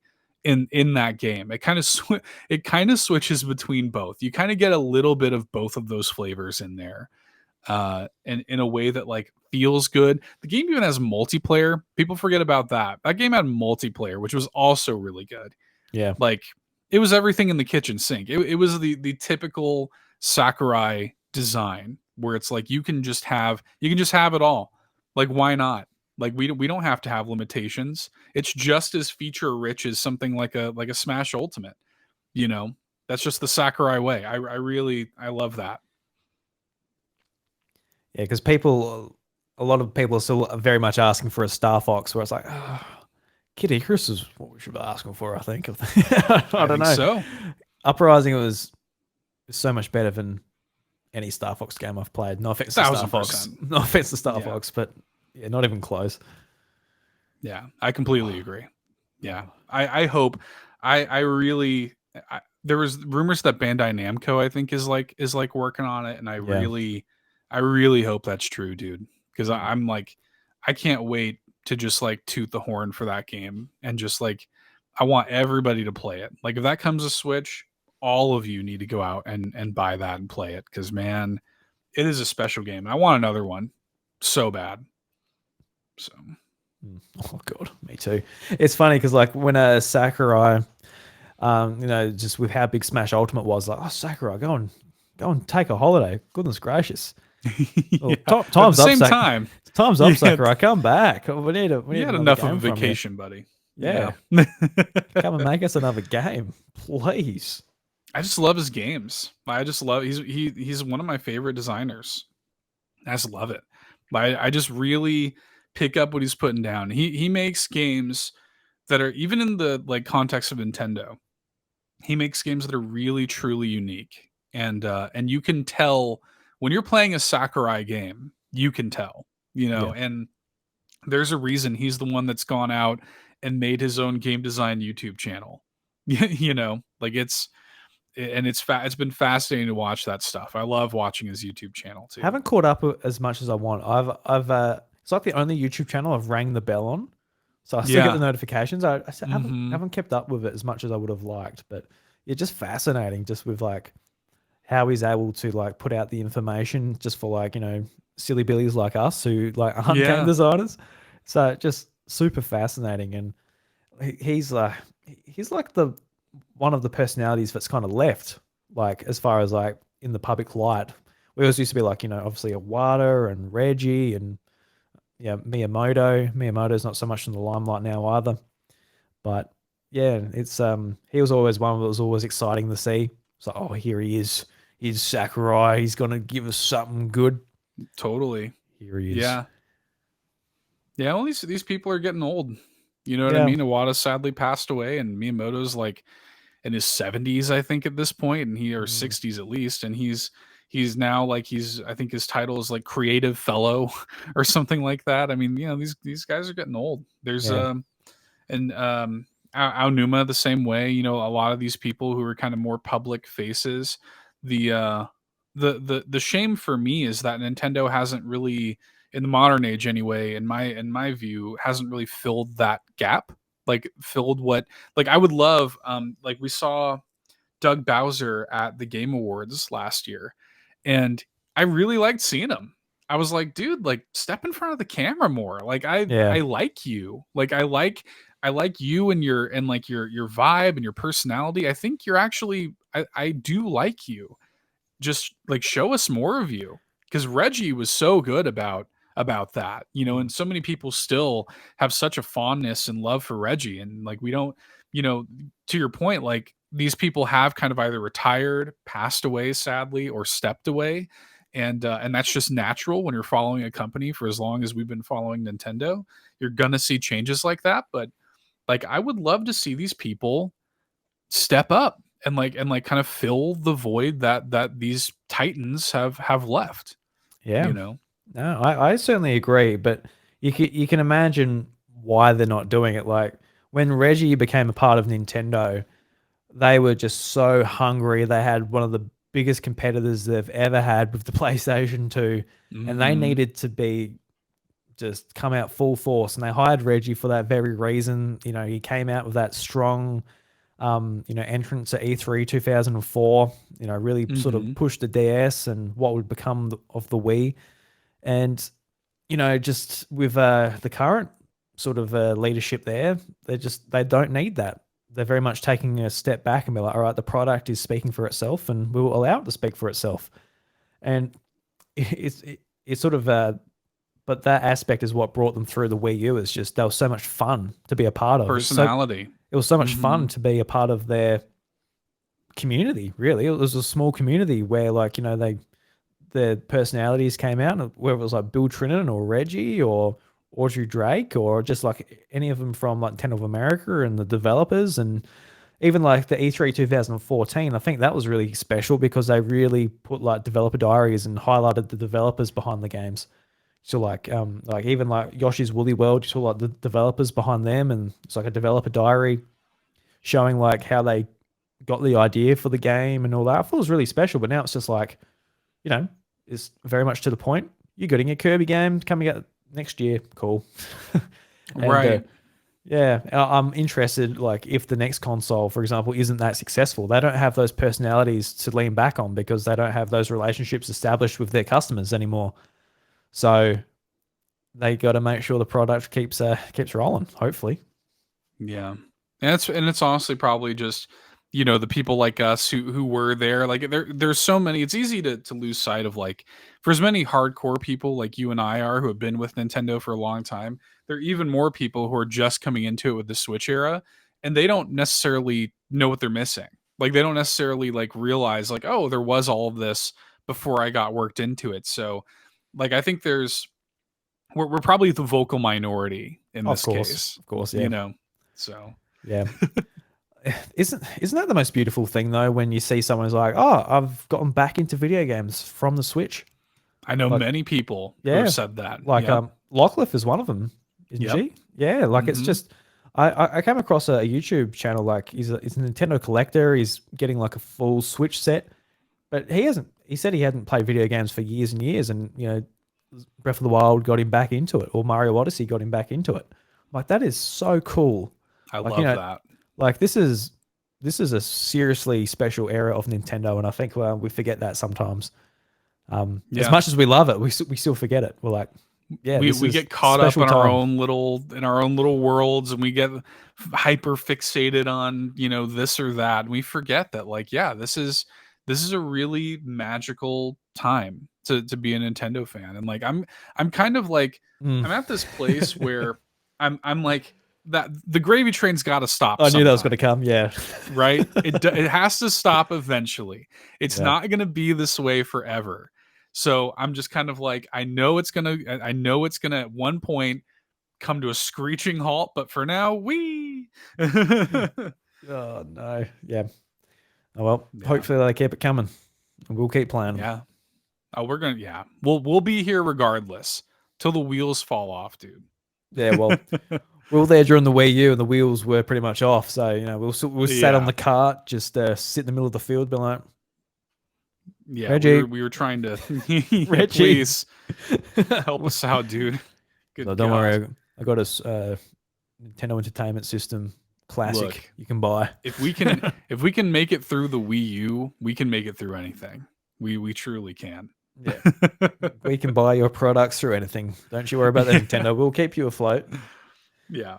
Yeah. The coffers will never truly run dry. You got people like us. We'll do Mm, it. Jesus Christ. Yeah. Sometimes I think to myself like, have I gone too far? It's like, no, no, It's others that are wrong. I'm doing the right thing. Yeah. Yeah. Well, or we're wrong together. I mean, whatever. Mm. You know. So like I even it out. I bought a lot of shit on PlayStation too. I've got their Pro controller. Mhm. I've got a bunch of useless shit on that side too. That evens itself out. I've got a couple of Xboxes as well. Hey, it all works out in the end. Yeah, Yeah. yeah, absolutely. Well, Seth, I better not take any more of your time. I really do appreciate you coming on the show. It was a lot of fun. This is my first. So fun, dude. It's one of my first times having anyone on the House of Murray for a long time, and I'm really glad to bring it back. It's nice to have some social social conversations Hell yeah. rather Yeah. than talking just to myself in the middle of the paddock. Something a bit different, eh? Different vibe. No, it's been a blast, dude. I actually like recently I was like, good God, we've been going for that long. I mean, the time has flown by. Like I've really Oh, that's enjoyed hey. this. It's been Yeah. great. I'm just looking at the counter now. Yeah, Jesus. Yeah. This is a long out. This is probably one of the longer episodes of the House Smart. That's what happens when you invite me on. I go and go. Yeah. I get a bit of all-in flavor. Nice, Yeah, you get a little nice bit of that. length. Yeah, getting into all end length, dude. Yeah. Yeah, absolutely. So yeah, guys, really recommend going and checking out Seth's work at All In over on YouTube, podcast services, as well as Carpool Gaming. There's multiple shows over there as well. But Seth, I'm sure you can outlay it better than I can. Where can they go and find you, mate? Oh my gosh. I It's like, oh God, where's yeah. the list? It's where do I go from here? Yeah, yeah, All In a Nintendo podcast. You can find that on YouTube podcast services. You can find Keep Nintendo Weird the same way, which is kind of like Catch as Catch Can with that show. I haven't had an episode in a couple of months, but I am keying up some episodes for the near future. So stay tuned for that with KNW. And then yeah, Carpool Gaming, the Nintendo Drive. I'm on there. See me pop up on some of the other Carpool Gaming podcasts. Do a lot of Patreon exclusive content for both All In and Carpool, and on Carpool's YouTube as well. I do a lot of stuff. Yeah, you'll find me $2 Hero on Twitter. You'll find all that stuff. I'm usually yelling about stuff on the internet. No, you're not yelling. You're having a nice little conversation. You're not like, Try, And yeah, yeah. Try not to be too crazy about it, I guess. But I can be excitable, certainly. You know. So yeah, just yeah, classic Nintendo fan, eh? Just too excitable, like a giddy little kid. I know how you feel.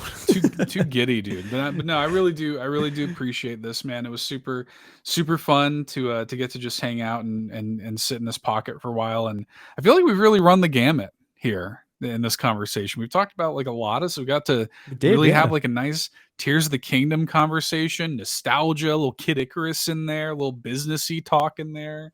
We talked about everything, dude. I really value this. This was nice. Yeah, this was awesome. I dare say it won't be the last time either. We'll have to do it again. I think so. I think Yeah, perhaps we should. perhaps, yes. But Mum's come in. She said, "Boys, turn off the lights. It's time to go to bed." and of course that means not really go to bed. You just continue to stay up. But yes, Yeah, just put the Game Boy sorry, under the Mom. covers. Totally. Oh Turn my off the God. light on the Yeah. Game Boy Advance SP. So yeah, I'm in bed. I can't see the game, but I'm playing it. Yeah. Sorry, Mom. Yeah, not sorry, Mum. I never got caught by my mum playing Game Boy. I remember playing those. Do you remember those Digimon Tamagotchis? Do you ever did? Oh yeah. Yeah, it's like a Yeah. Digivice, and Mhm. this is the antidote before we head off. But there was the ones where you got to shake, like you shake it to like walk, and Oh yes. you go on your journey throughout the land of Digimon or whatever. And I remember I borrowed one off of a friend, and I spent all night shaking it. And in hindsight, it's like, a little bit strange. What's going on in Drew's bedroom? I just hear shaking all Right. night. And I imagine if somebody walked in and they just saw like that motion Under the covers too. under the cover, it's like, what's going on there? A little bit Yeah. strange. Well, Yeah. In hindsight, I was probably too young. I didn't hit puberty boys will at be that stage. boys. Yeah, Boys will boys be will be boys. boys. True. Yep, Yeah. shaking their Digimons in their bed, eh? Yeah. Yeah, man. Yeah, I haven't thought about that in a long time, dude. That was a Ratatouille moment. I was like, whoa, I do remember those. I mean, just, yeah, Tamagotchi in general. I remember that was a big thing. Yeah, I think Yeah. that was my like gateway into Game Boy, even into Nintendo, even into video games. So very appreciative of the old Digimon Tamagotchi. Thanks, Bandai. Yeah, thanks. Appreciate that. Yeah, man. Those are good memories. Sakurai made something like that. He was talking about that on his YouTube channel. Oh, That like dope. beetle Tamagotchi thing that he made. Oh, Really no, I interesting. don't really know anything about it. I Yeah. think I'm gonna have a look. Look into that. It's really cool. I forget what it's called. It was Japan only, but he made it's like a beetle fighting game, like a Tamagotchi, like raise a beetle, and it was like this little beetle shaped Tamagotchi like thing with a screen on it, and then you would take it and like fight your friends' beetles. It was I don't know, it's cool. It's like So, Digimon, but like bugs. Yeah, yeah, but like rhinoceros beetles and stuff. It's kind of neat. yeah. So I wish that was still around. Oh, I used to. Yeah, yeah. That'd be cool.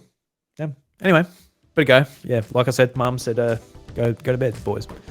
Sorry, Mom. Everybody, the doors are closed. Catch you later. Bye bye. The House of Mario is recorded in the southeast of South Australia. A massive shout out to those who support me at the Patreon mega tier at patreon.com/iDruby. Brendan Myers, Oliver Chaston, Samuel Hay, DJ, and Lemonade. Thank you.